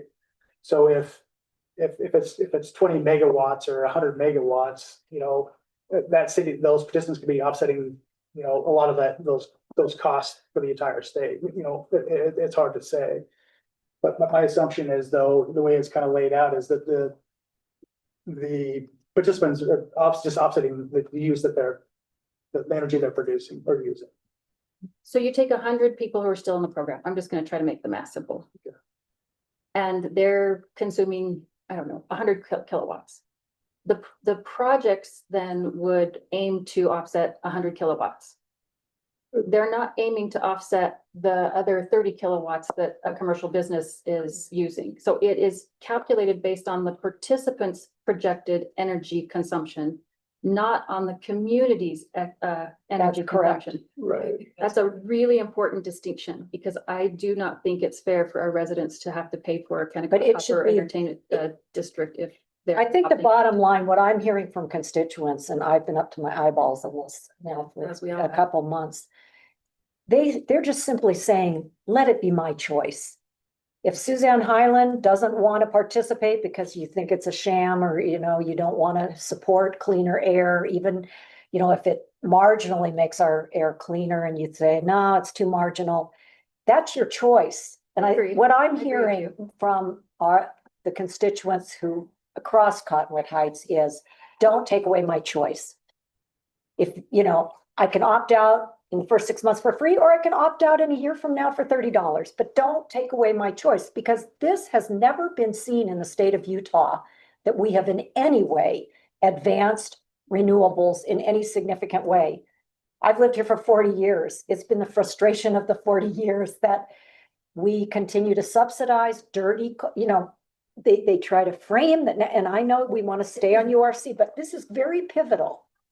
Do we, as a council, say, well, somebody might not like it, or some people won't like That it. is not what I'm saying, Ellen. I think you're mischaracterizing my questions. Well, and I'm trying Governance to, and guardrails are really important, and the state statute, I'm gonna read it, because I think that's important. Utah Code 54179083B says the clean energy resource can be approved if it does not result in shifting of costs or benefits to other customers of the qualified utility. And that's why they approved it. The Public Service I- Commission approved it because it stays within that. But that docket says we don't know how to we do not agree on how to calculate that. They have not come to agreement on that. I'll turn it over to. Yeah, and that's something they're working on right now, is trying to determine that evaluation of that clean energy source and how that, how that's evaluated across the grid. Like, I'm not an expert on that, so. I And can't that's why I'm asking these questions, is if that's really if that's the state requirement, then whether you choose to opt out or I choose to opt out, it's that cost is not going to then be spread to other Rocky Mountain customers who choose to opt out. well, to And me, that's a the whole different price, and, discussion. and I know, to me, the price of our health. If you had people at this table with Yeah. asthma and COPD and all this, they would say, nothing is more important than my health. And so this nominal fee of $4 a month, you would pay $8 for a cup of coffee. I just think that to even consider, because it isn't perfect, most government programs are not perfect. Are they efficient? Many of them are not. So I am not asking simply for wanting to perfect. make sure that we really think about this once in my lifetime opportunity to see Utah take any minor step towards some cleaner energy source. Let's turn the time back to. Can I ask one follow-up question? Okay, thank you. If you can keep it short, okay? Yes.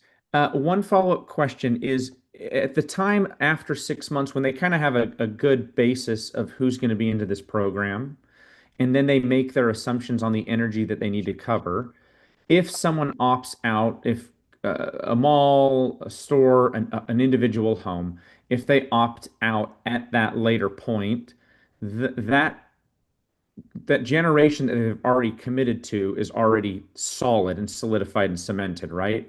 So the cost would then need to be socialized across those that stay into the program. Is that accurate? That would be my understanding, so. Okay. I guess yearly they'd have to reevaluate that cost and make sure it's covering the program costs, so. Okay. That's partly That why answers my question. Thank you. So you can opt out later. you can opt out later with that $30 fee, because that adds to this pool that's keeping it flexible. Okay. I never say too, and it's hard, I know they haven't selected a program, I'm not sure how large that energy source is gonna be, so it's hard to say who's participating and how large that energy source is gonna be, determine whether or not, if those costs will impact non-participants. But as it's written, right, under the PSC is like, none of, these costs should not roll over to non-participants in any community that's not participating in the program, so. So now moving forward, this is kind of the anticipated timeline.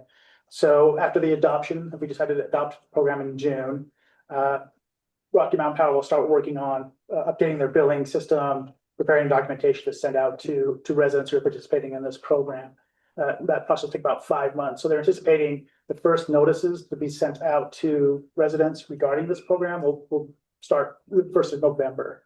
Now, per the PSC, they are required to do 2 notices that to be separate from their bills. So the first notice will be a paper bill that we sent out to all residents saying, this is the program, this is the cost, this is what you do to opt out. And then no sooner than 15 days, they have to send a second notice. And the second notice will either be a paper notice, it's gonna be based on the preference. So either if they're on paperless billing or paper billing, they'll determine their second notice. So after those notices go out, after that 2-month period, then they will start the commencement period. And that's when people will start seeing that $4 line item on their bills who are everybody who's participating will see that $4 line item on their Rocky Mountain Power bill. And that's expected to happen in the 1st of January of 2027. Will there be any continuing notification, like on a bill or something that says that people could continue to opt out of this? So my understanding is that it's just the 2 that we'll be sending out, the Rocky Mountain is sending out. Consumer choice aspect of that is interesting. regarding noticing, when somebody sells their home and then someone buys that home would automatically be opted into the program. Are they then given 2 mailed notices? Yeah, so yeah, that's correct. So it says, yeah, moving on to the opt-out section here, it just says, so they have a 6-month opt-out period, which was increased from 90 days from the original proposal. So customers can opt out in that 6-month period with no exit fee. If they opt out after that 6 months, then it's a $30 termination fee. Termination fees vary for non-residents because that's just, it's based off what they're paying. So I couldn't give you, so it's Do we rate get based. charged for that? Those future notices? I mean, I know that we're required to pay for the initial notices. So we're required to pay for 2 of the notices, the first 2 that are sent out. That's all. That's all. Okay. So then customers moving into the annexed area or participating community will provide, so my assumption is if a new resident comes in, starts to, moves their bill over to Rocky Mountain Power, they will be noticed. We'll have an option to opt out of the program, according to the PSC. It's kind of what's outlined here is customers Yes. living into our annex. The participating companies will provide the similar noticing and cancellation period and also can exit the program at any time. And non-residential customers have the same parameters? How are they noticed? So there'll be paper notice as well.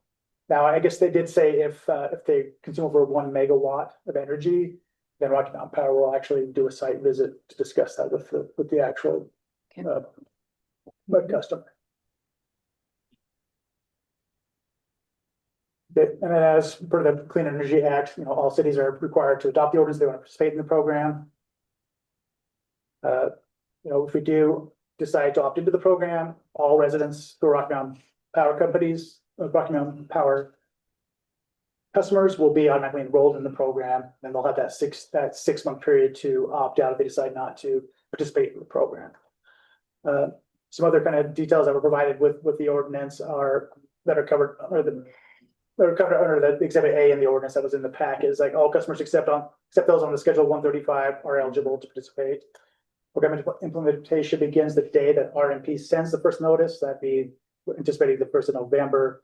An RMP must provide 2 notices to each customer, each separate from the monthly bill. So they can't be combined with the bill. It has to come separate. Customers are automatically enrolled and can opt out at any time, providing a notice to RMP. There are circumstances in which customers do not pay a termination fee for opting out. And this is during the cancellation period, ceasing to be an RMP customer. They're going bankruptcy proceedings, or they're enrolled in the Schedule 3 billing assistance for the low income. Clean energy resources will be acquired by RMP, so RMP kind of runs those sources. The PSC determines the program rate and can approve the adjustments to the rate. So to say, it's PSC who makes the decision on rate increases. Then Rocky Mountain Power is responsible for billing customers, notifying them of changes of program rates. Now, what's required by the city if we do adopt that program is entering into a utility agreement, which we've already done. Now, reimbursing Rocky Mountain Power for the cost of providing 2 notices to all the customers. That was estimated to be about $19,000 to cover the cost of those 2 noticing periods. Distributing funds to pay for third-party consultants used by the Office of Consumer Services. That's something we've already paid for during our initial involvement in the program. We paid about $23,000. That covered that cost. So at that point, there's no other costs associated with the program, including termination fees not paid by the customer within our program. So it's just saying that the city's not liable to pay to cover any shortcomings from the program. So essentially, the next step. So if we do adopt the program, we'll officially bring the Cottonwood Heights into the Community Clean Energy Program. If we do not opt into the program, we will be removed from the URC. We'll no longer be a participant in the Community Clean Energy Program. So there's no going back. So if we don't adopt it, then there's no, at this time, there's no way to get back. And there's no getting out. Sure. And once you're in it, this can But the people can opt out anytime Right. because this, I understand that. Okay. It's still the traffic. People could opt in, I'd be 100% behind it. but Well, having them I opt agree. out- At the time, you may not know this historically, but at the time that the city council here in Cottonwood Heights deliberated and spent a long period of time in 2018 and 19, really looking carefully, was it at that time, does anybody know, an out. It's the same. It was because the So- original ordinance in 2019, the state statute has opt out. So anybody who says they didn't know it opt out, I think is Yeah. even maybe probably not remembering or. Right, and so even going back I- to the notes of the council meetings, which I pulled up, it was discussed as an opt out. Yes, so that all the more makes me urge my council colleagues to really consider that we have been in this program. Now, our past mayor, in the last term chose not to attend the board meetings for URC, but we have been in this program solidly since we spent $20,000 and hours of deliberation time in 2018 and 2019. The community is invested in this. It aligns with our sustainability plan, which we seem to not talk about too much, that we have an adopted sustainability plan, which says that Cottonwood Heights will avail ourselves of opportunities to reduce our carbon footprint. It's in our master plan. So to me, this aligns with everything that has been put in motion and many, many hours and great expense that Cottonwood Heights has gone to have us in this program. So to leave it and abandon it is what we're really talking about here. Are we going to abandon a course that we're on, or are we going to stay the course and allow residents to make a choice? Go ahead. I was gonna say, my version would allow residents to have a choice. To opt The Blue in. Sky program has never No, no, done no, anything no, meaningful. this Okay, program. let's Okay. let him talk. Yeah, I said for this program, if there was an opt-in option, it would not cause me any consternation. But the fact that we're going to just blanketly tell residents, this, you're in this. And we're gonna have so many of them that don't know, because I've been talking to them in the grocery store and when I'm walking my dog, I've had conversations with folks. They don't look at their bills that closely. And it's a trap. It's a trap, and I don't want to do that to residents. I would rather have a system program that residents have a true choice as they want to jump in. I'm the same way. I care about our ecology, I care about our air, but I don't want a system that tells me you're in until you till you decide. Well, nobody probably Okay, does. Can you let me answer? Yes, please. Okay. And Councilmember Highland, do you have anything, any questions for Sheldon or? I know people characterize me as being, not in favor of renewables or against this program. I'm still undecided. There's the couple of points I said, the costs and benefits, making sure that stays within the customers who choose to stay in the program. So we don't have residents paying for big commercial districts and their consumption. The other thing is, I just cannot imagine us being the first legislators in the country who establish a precedent that a government entity can vote to subscribe its residents to a product or services in a publicly traded for-profit company. And I know this is well intended. It could be a beautiful program if it were opt-in. I think to Councilmember Newell's point, this takes advantage of a human frailties to take the path of least resistance. Those who've studied opt-out models know that the petition rates will be much higher by omission of people to act rather than commission of opting in, as we have seen in the Blue Sky program. But I'm deeply disturbed that this program's ambition is to take advantage of those who will not notice or do not understand how to opt out and the consequences of not opting out in the initial period. So again, I'm undecided. That just really doesn't set well with me. Some of your biggest supporters have emailed me and said, yes, if we could do this over again, we would make it an opt-in. And that tells me that I'm not, way off in left field in my feelings about that. I'm very concerned about the precedent that we set by being a government agency that opts people into a program.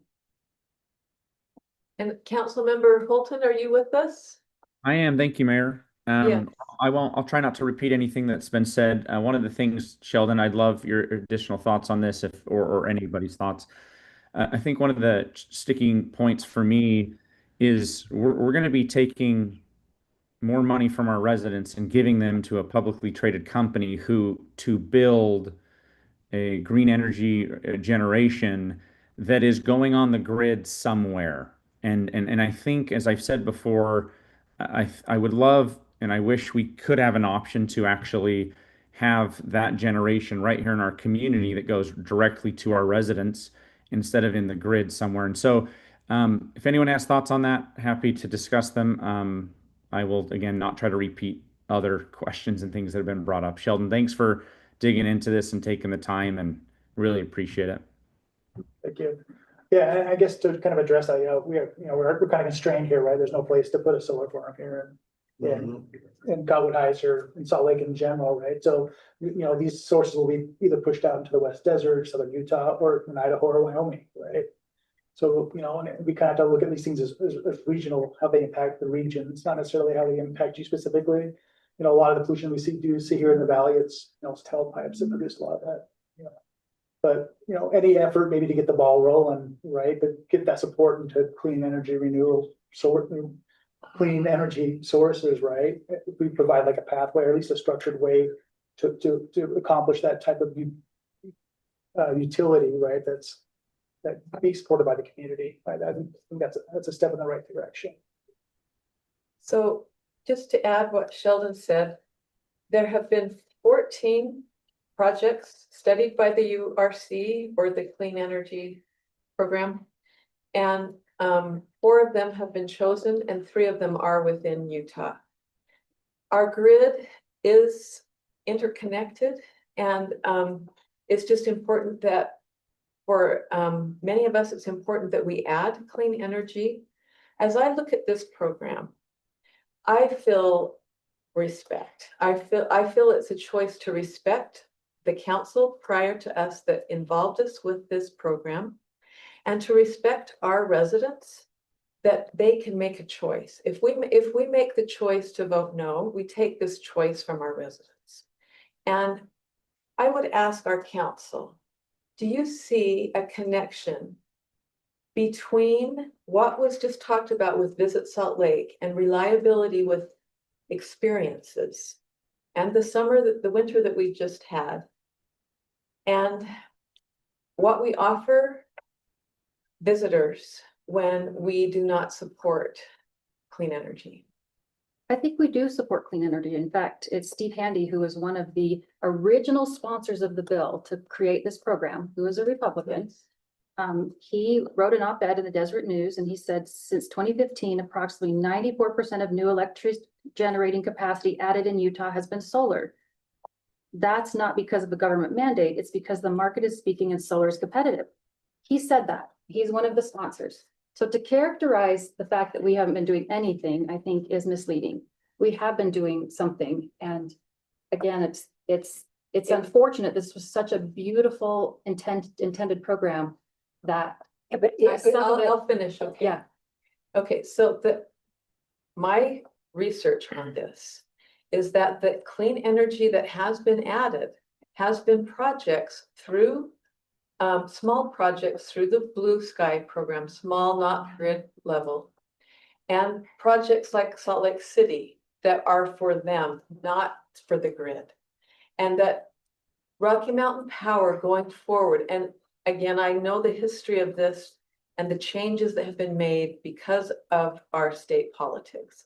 But Rocky Mountain Power going forward does not plan to add clean energy, renewable energy to the grid. And I support all the clean energy, and I just see that the connection between our choices and our environment are direct and clear. And that is why you're hearing from residents who see this and want the ability to have this choice. I think it's very complex. Like, I'll admit that. It's very complex, and governance and guardrails. Governance and guardrails matter. We don't do this at any cost, but the cost is coming down. And who pays for it is an important discussion to have. So, okay, so thank you for this discussion. And we hope to vote on this and put it on the agenda for May 19th. That gives us plenty of time for residents to talk with council members, for people. I don't think we need longer than that. It seems long enough for me. And just to add, we're publishing an article in the May newsletter covering this program, so that'll be going out as well. Thank you. Right, next on our agenda is the Butler Hills Crosswalk discussion, and Public Works Director Matt Shipp will guide us there. Okay. Mayor and council, apparently there's been a couple of requests. I'm going to try to share my screen here. I'll figure it out. There we go.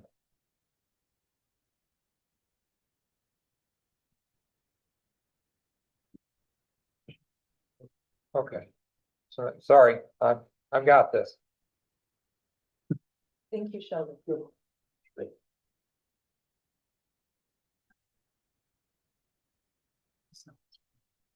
Yeah. Take a long minute. No. While he's bringing this up, yeah, it's ready. Yeah, I'm here, I think. So.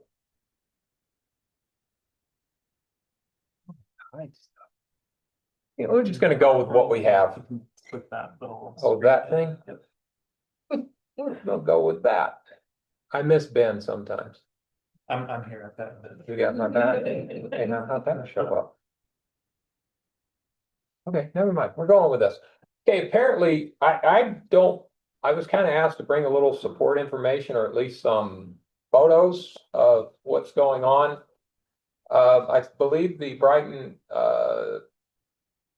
School Community Council has made a request for some changes in oh, can I do that? Oh, sorry, thank you. Changes in the crosswalk and also a request for a dedicated right turn lane into the school. Am I understanding that correctly? Yes. So, and just, I really briefly, quickly, I just kind of wanted to bounce you a little bit through the crosswalk things that are happening up here, and then we can talk a little bit about the right turn lane. So when you can see here, this picture was dated April 30th, 2021, and the school had already started their construction. You can see the things, and they put in this new lane. So if you'll remember, the school went in phases through this whole thing. They got the building coming up here, and they had yet to take down the spaceship, if you will, right here.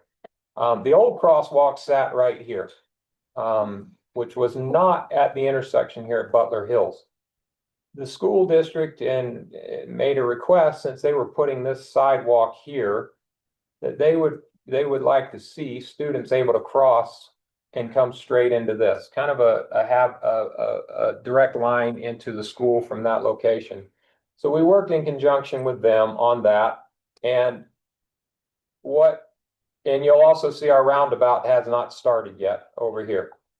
So this is, the spaceship is gone and they started clearing out. There is no roundabout as of yet, but we did move the crosswalk over to this location on the map, to where it's direct line to the access into the school. This is over by the bus lanes and coming right off Butler Hills, because what was happening is many students were coming up this way and just darting across the road instead of going down to this location. You can see the old one here in black paint. Kids coming to this location, they would just the natural tendency was just cross the road here. So we moved it to that point, and that is September 14th, 2021. So between April and September, we did that. Again, this is the schools got their parking lot built, and we're getting close to the roundabout being built, but you can see here, we still have this. Now, this is where the school had plans for their main access through the parking lot, was to come out here to get to this location. And working in conjunction with the school community council at the time, as well as, our design engineers, and what was decided, and the school district as well, was that this was going to come out, and it was going to come over here. Regardless, there had to be a crossing. But so it was decided based on roundabout designs, and I'll show you the next one, that this access would come out and go to this location. And this is the final result of what you're looking here. You can see we still have the crosswalk here. You can see the old crosswalk. We haven't, it takes time to wear that off. You can see the black paint's kind of wearing off. But as you get in here, this was April 10th of 2023. And these new crosswalks were built based on this landing pad that the school had planned. You can see the students can gather here and go this way, or they can go this way. And we installed these crosswalks, which are built to improve safety for the students crossing, giving them one lane to cross at a time, giving a safe landing in the middle, And when they cross, they are looking actually at the line of traffic that's coming towards them as opposed to having to look over their shoulders. That's the reason for these types of crosswalks. They were also put in this location in roundabout design, if you will. They have a visibility, so if a car, I'm pointing to my screen, that's not gonna help one iota, is it? So as a car were, for instance, coming south and getting ready to go around this corner, they have a visibility to a crosswalk. If these crosswalks were put deeper in the throat, if you will, they can come around this corner and not have that. So it's fairly visible for all lanes of traffic. And you can see these crosswalks as they go through. So that was in April. Now, there were some discussions. I'm not sure why I put March in here, but there's March of 2020. No, this is where we are now. This is the latest photo of what we have of what's happening in here. I wanted to then bounce back to the Butler crossing, which is right here. There were quite a few requests when that went in, and one of the things that we did, that's going to be my next discussion, we'll come back to that. The first thing we did is we installed the RRFBs, the rapid reflecting flashing beacons. Those are the push buttons. Reflective flashing beacon. Rapid reflective flash, RRFB, sorry, yeah. Poof. Say that 10 times. Yeah, those were installed to, let the people know there's students here and there's about to cross into this lane. The other thing that was installed, as you can see, is these new street lights. If we go back, Jim, how do I go back? This button. Background, yeah. Go Back button, Matt. Back button, yeah. Left arrow. All right, as we, you can, it's kind of hard to see. I didn't get but originally over here, there was a Cobra headlight, one of those big lights that just hangs over, that was here at this old crossing. We'll go one more so you can see where the old crossing was. That was here at this old crossing. And then there was a Cobra headlight that was here at the intersection. This one at this crossing wasn't doing us a lot of good anymore. And when the school did their changes to the sidewalk in that light got removed. So one of the things that we did as a city, we went in, and this was a lot for the winter days because it gets dark pretty quick, is we installed these overhead lights. These are street standard lights that gives light on both sides and kind of highlights that as students are crossing the road. So those new lights were installed. The striping looks a lot better. I mean, that's a little worn out, but the striping is updated and those things are going on. So we did quite a bit of work on that. Just wanted to bring that forward, that crossing. Now, with the new, if we move forward with the new Bengal project, this whole thing will be changed, narrowed up, island safety as at same crosswalk that we have, type of crosswalk we have here at the roundabout. So that's the plan, but that will come back later. Now, as far as a dedicated right turn into the school, the only thing I can assume is that it would be somewhere along this location, along Bengal Boulevard, somewhere in here. Now, these black lines, this is county data. These black lines show the actual right-of-way of what the city owns versus what the rest of the adjacent property owners. This is the LDS Seminary building, as you can see. And if we were to put a dedicated right turn into here, it would only go into this parking lot with so few stalls. It would not, in my head, make a lot of sense to do that. Plus, we would end up buying quite a bit of property from the LDS church through here because we don't own right away. The next option is a dedicated right turn lane, which could perhaps come somewhere right here, but that right turn lane would carry back into the bus lane. That this is where the buses exit. And once again, property acquisition, change in the flow of parking lot for the school.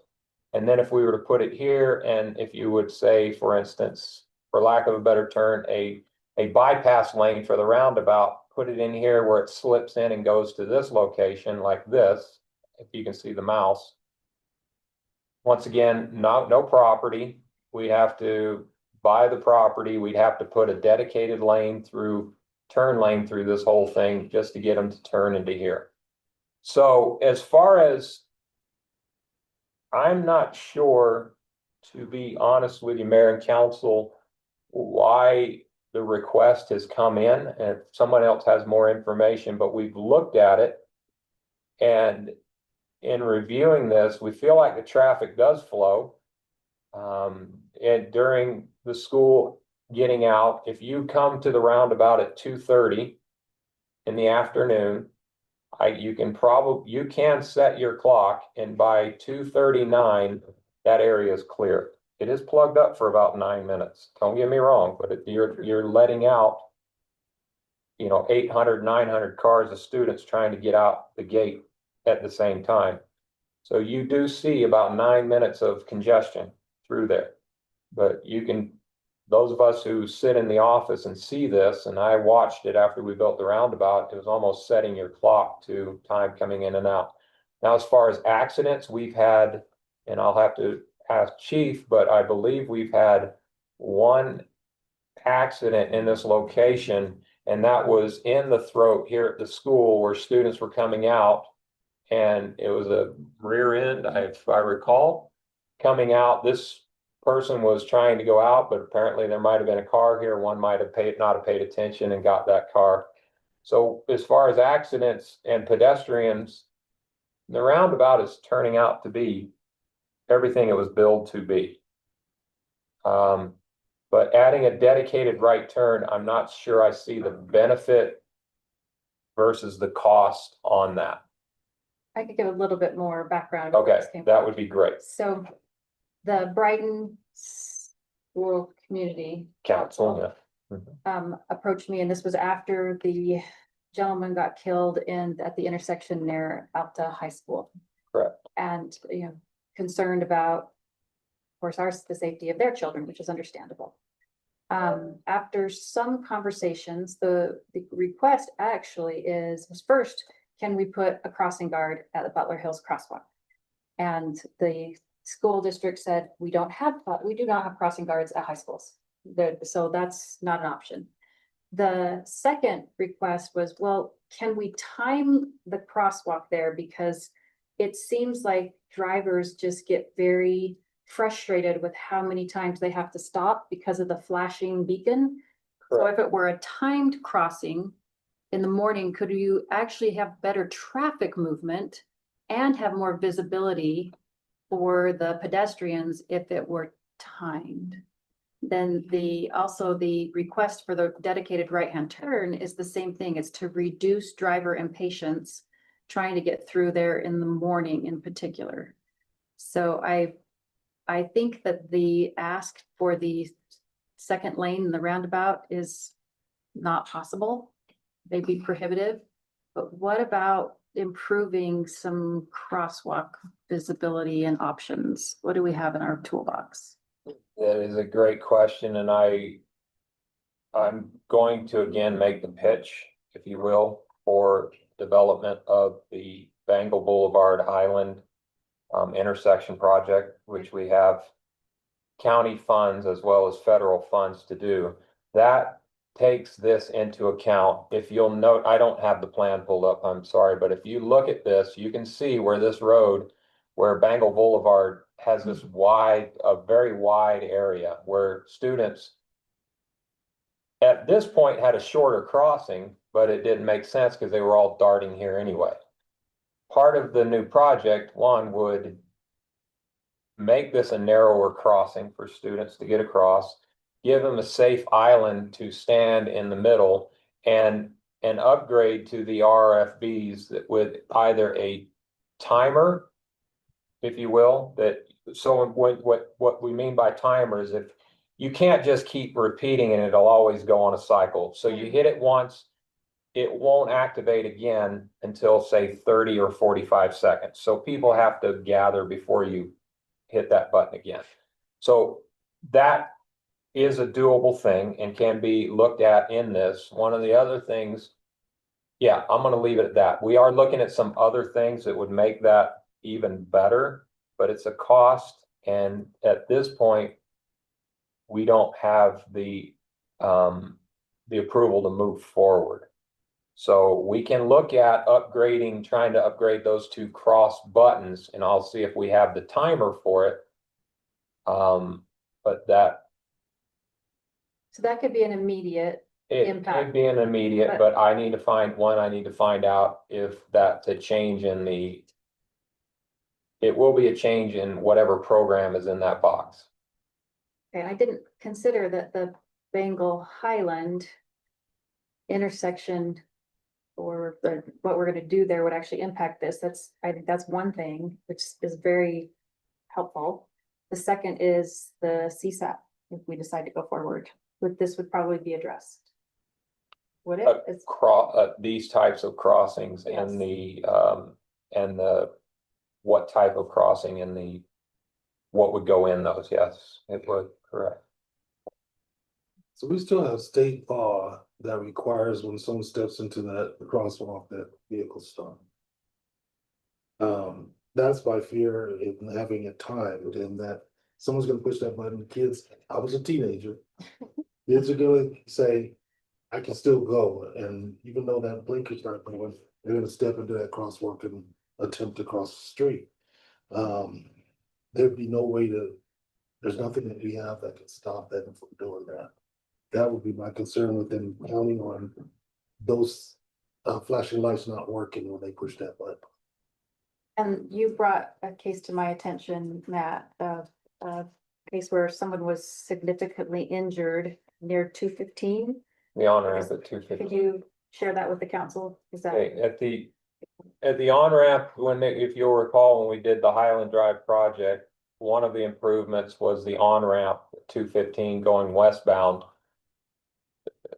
Initially installed was just the flashing yellows with a walk, don't walk sign. So what occurred was the young man hit the button, and along with what we're hearing from Councilmember Newell, in a young person's head, assume that I can go now because my overhead lights are flashing, so I can go. And plus I got a sign across the street says I can walk. The driver, yes, they are supposed to stop. And yes, the law, once you put your foot in the crosswalk, you are supposed to stop. But a driver, I'm not gonna, it happened and the young man got hit.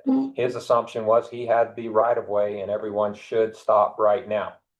And for anyone of any age, you obviously should look left, right, left before you step out. But for a younger person, we try to mitigate that as much as we can by making the, drivers more aware of what's around them. So what has gone up there now, they've changed that sense to a hawk signal, which is when you push the button, it's like a signal, red, it goes red, the driver sees a red light and the driver has the instinct to stop as opposed to a flashing yellow. But at the same time, the hawk signal is only as good as the two participants in the situation. But it puts more of an onus of responsibility, if you will, on the driver versus the pedestrian. So when we talk about these RRFBs and we talk about a timer, what is occurring there is causing driver frustration is the students will hit it. They'll mass across. Others will run up behind them as the light is stopping. They'll hit it and automatically it goes again. Another will go. And so that light can be flashing for 2 solid minutes. And drivers do get frustrated.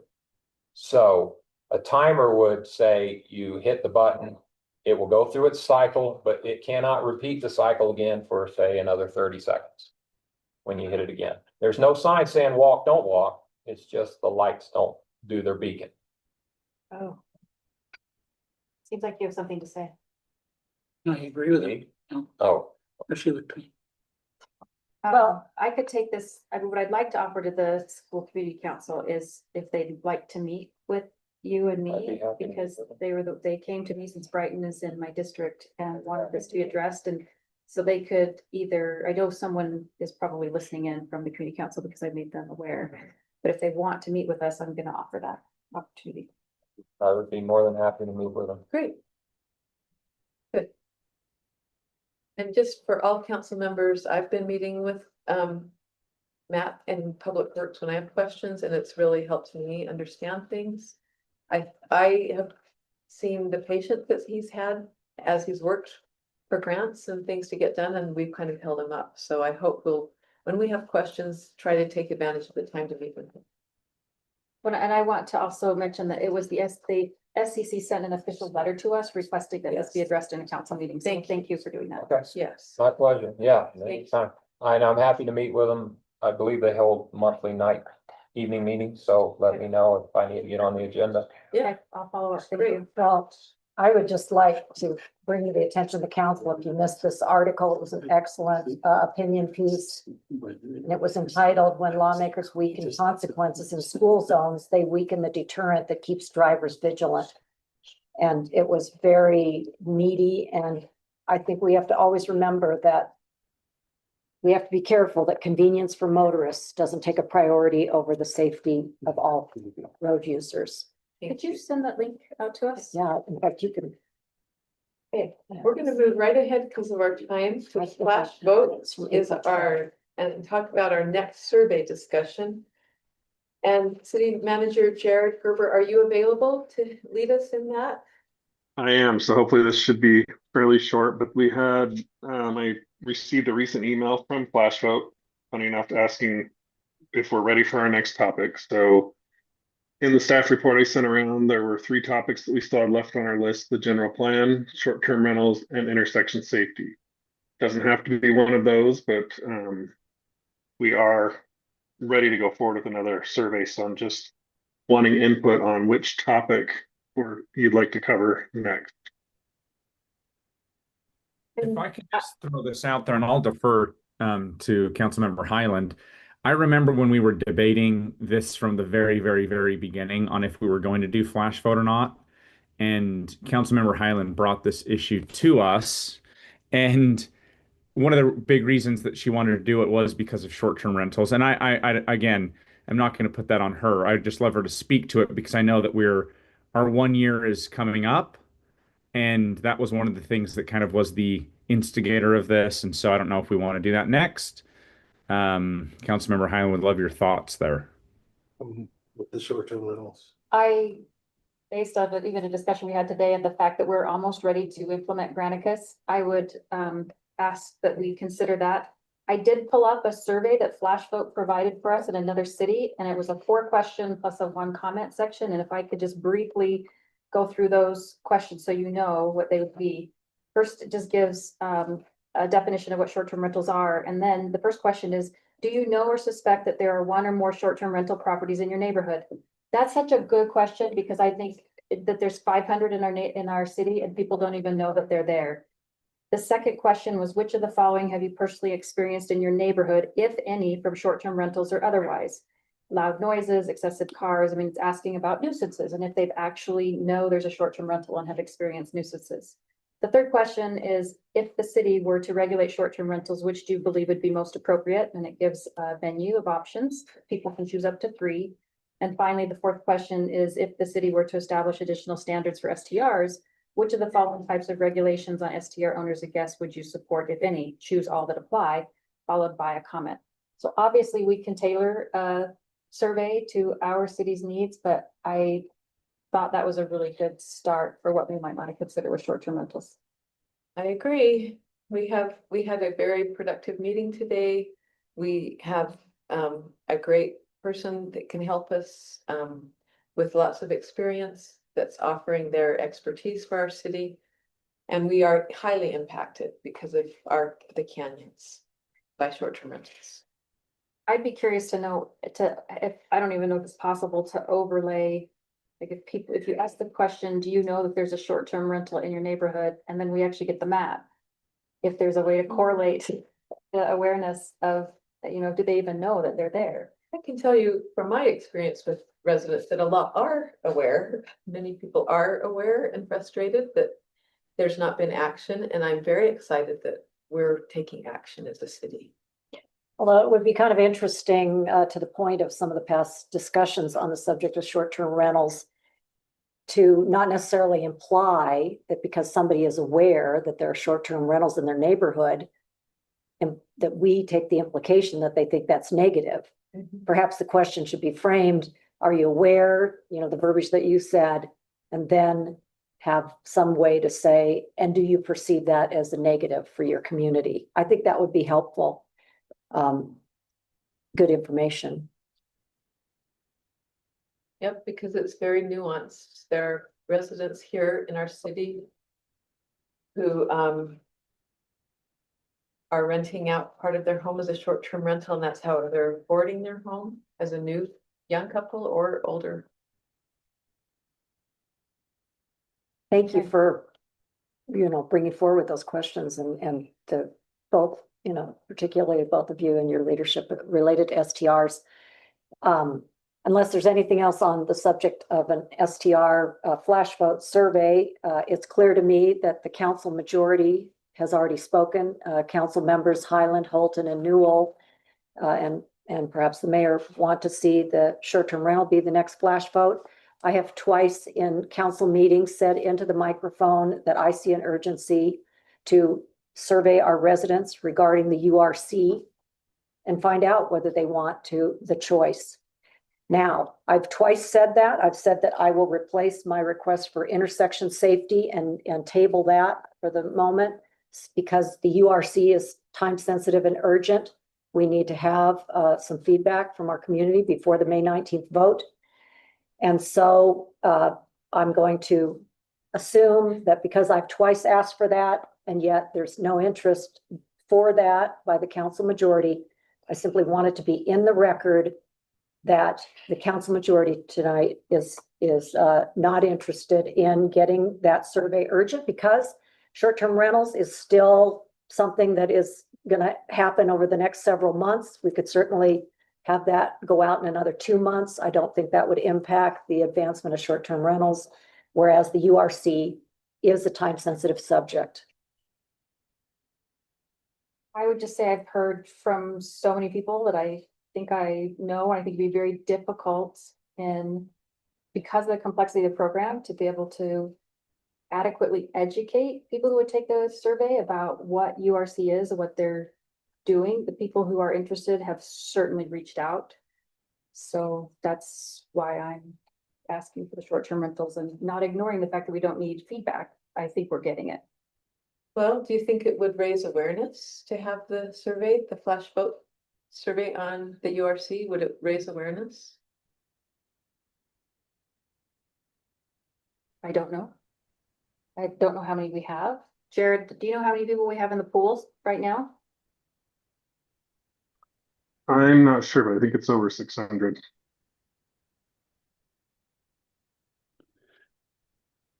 I'd be fine to keep it to short-term rentals for this one.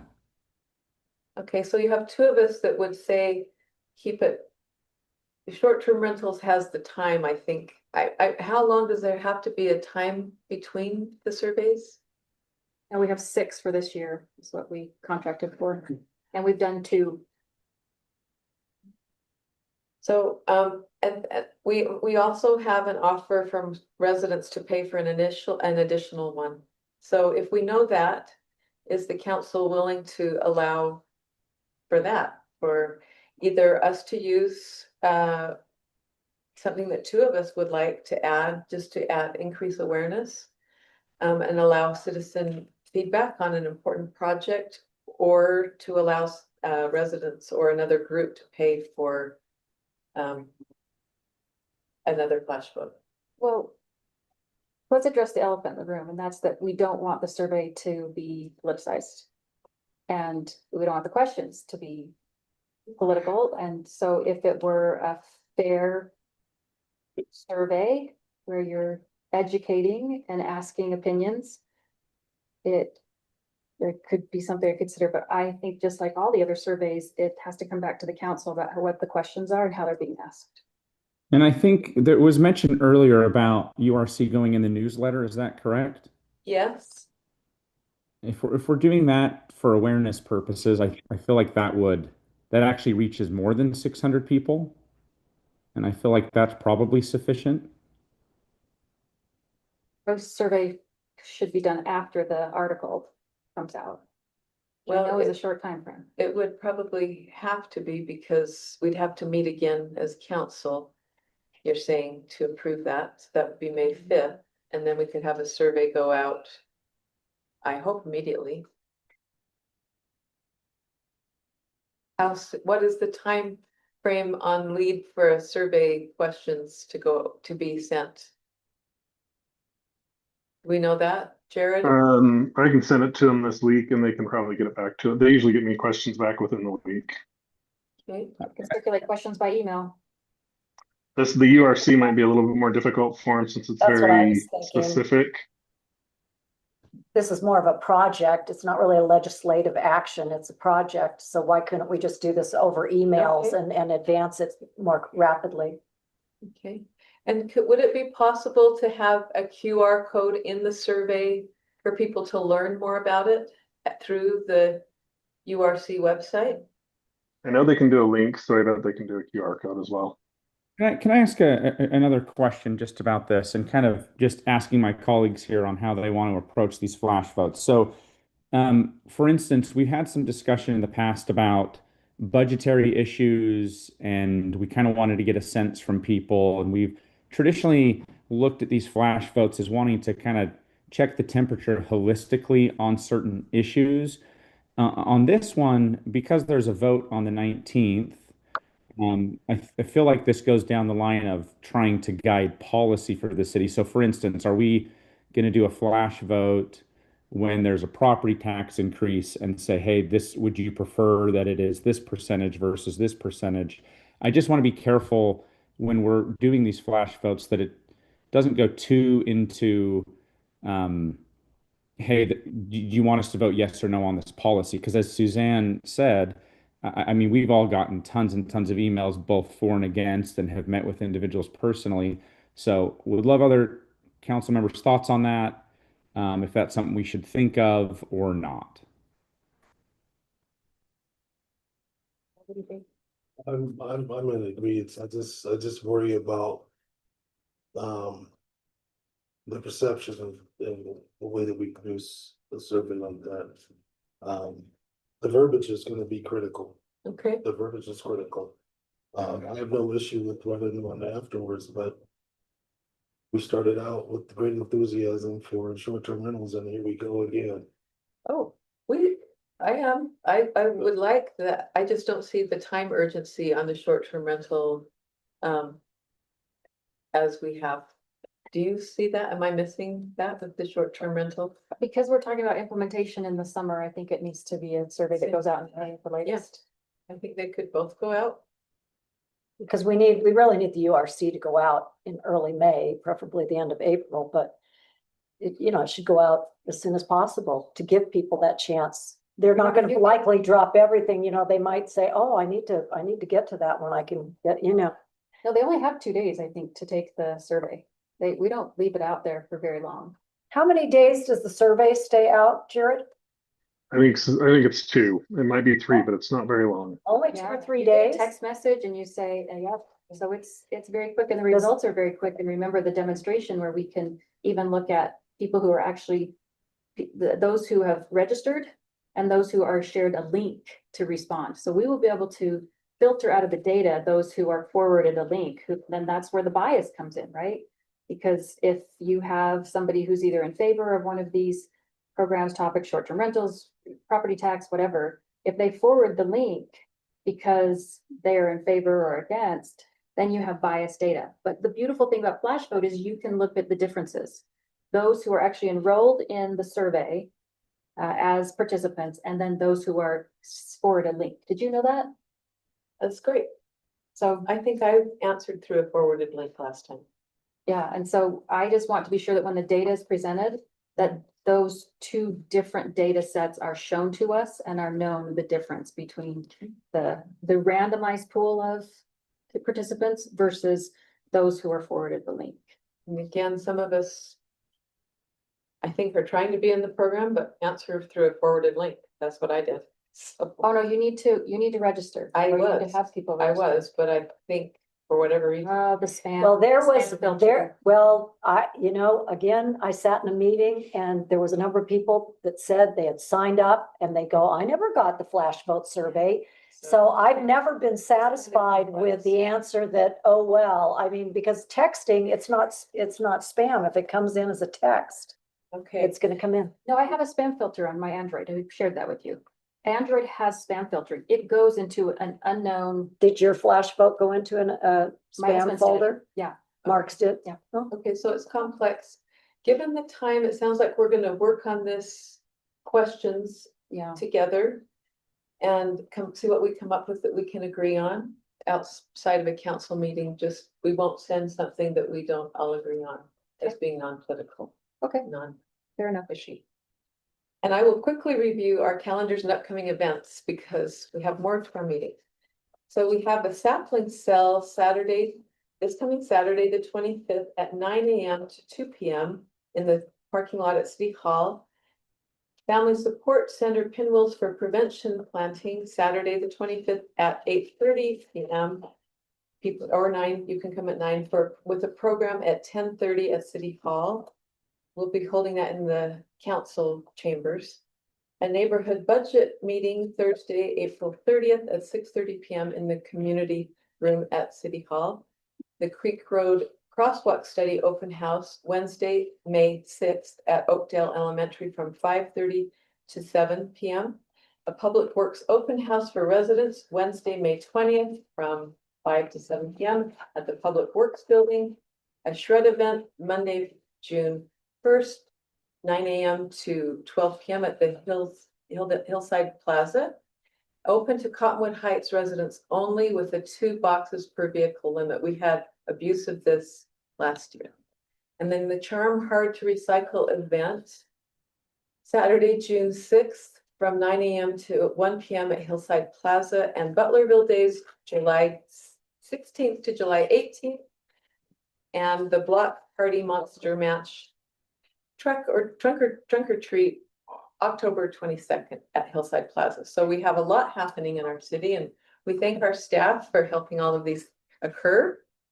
And now I'm ready for a motion. How do we motion? Because aren't we going into a closed meeting? Yes.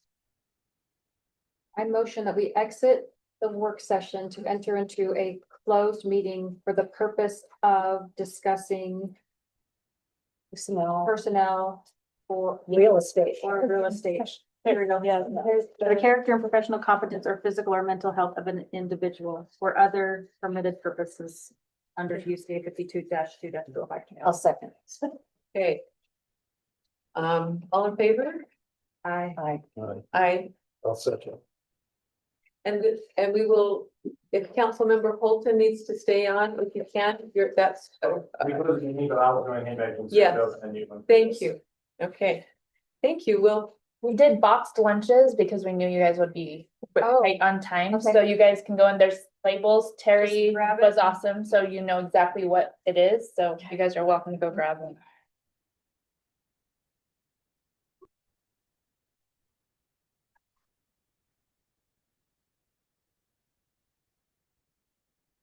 Hey, gentlemen, how are you?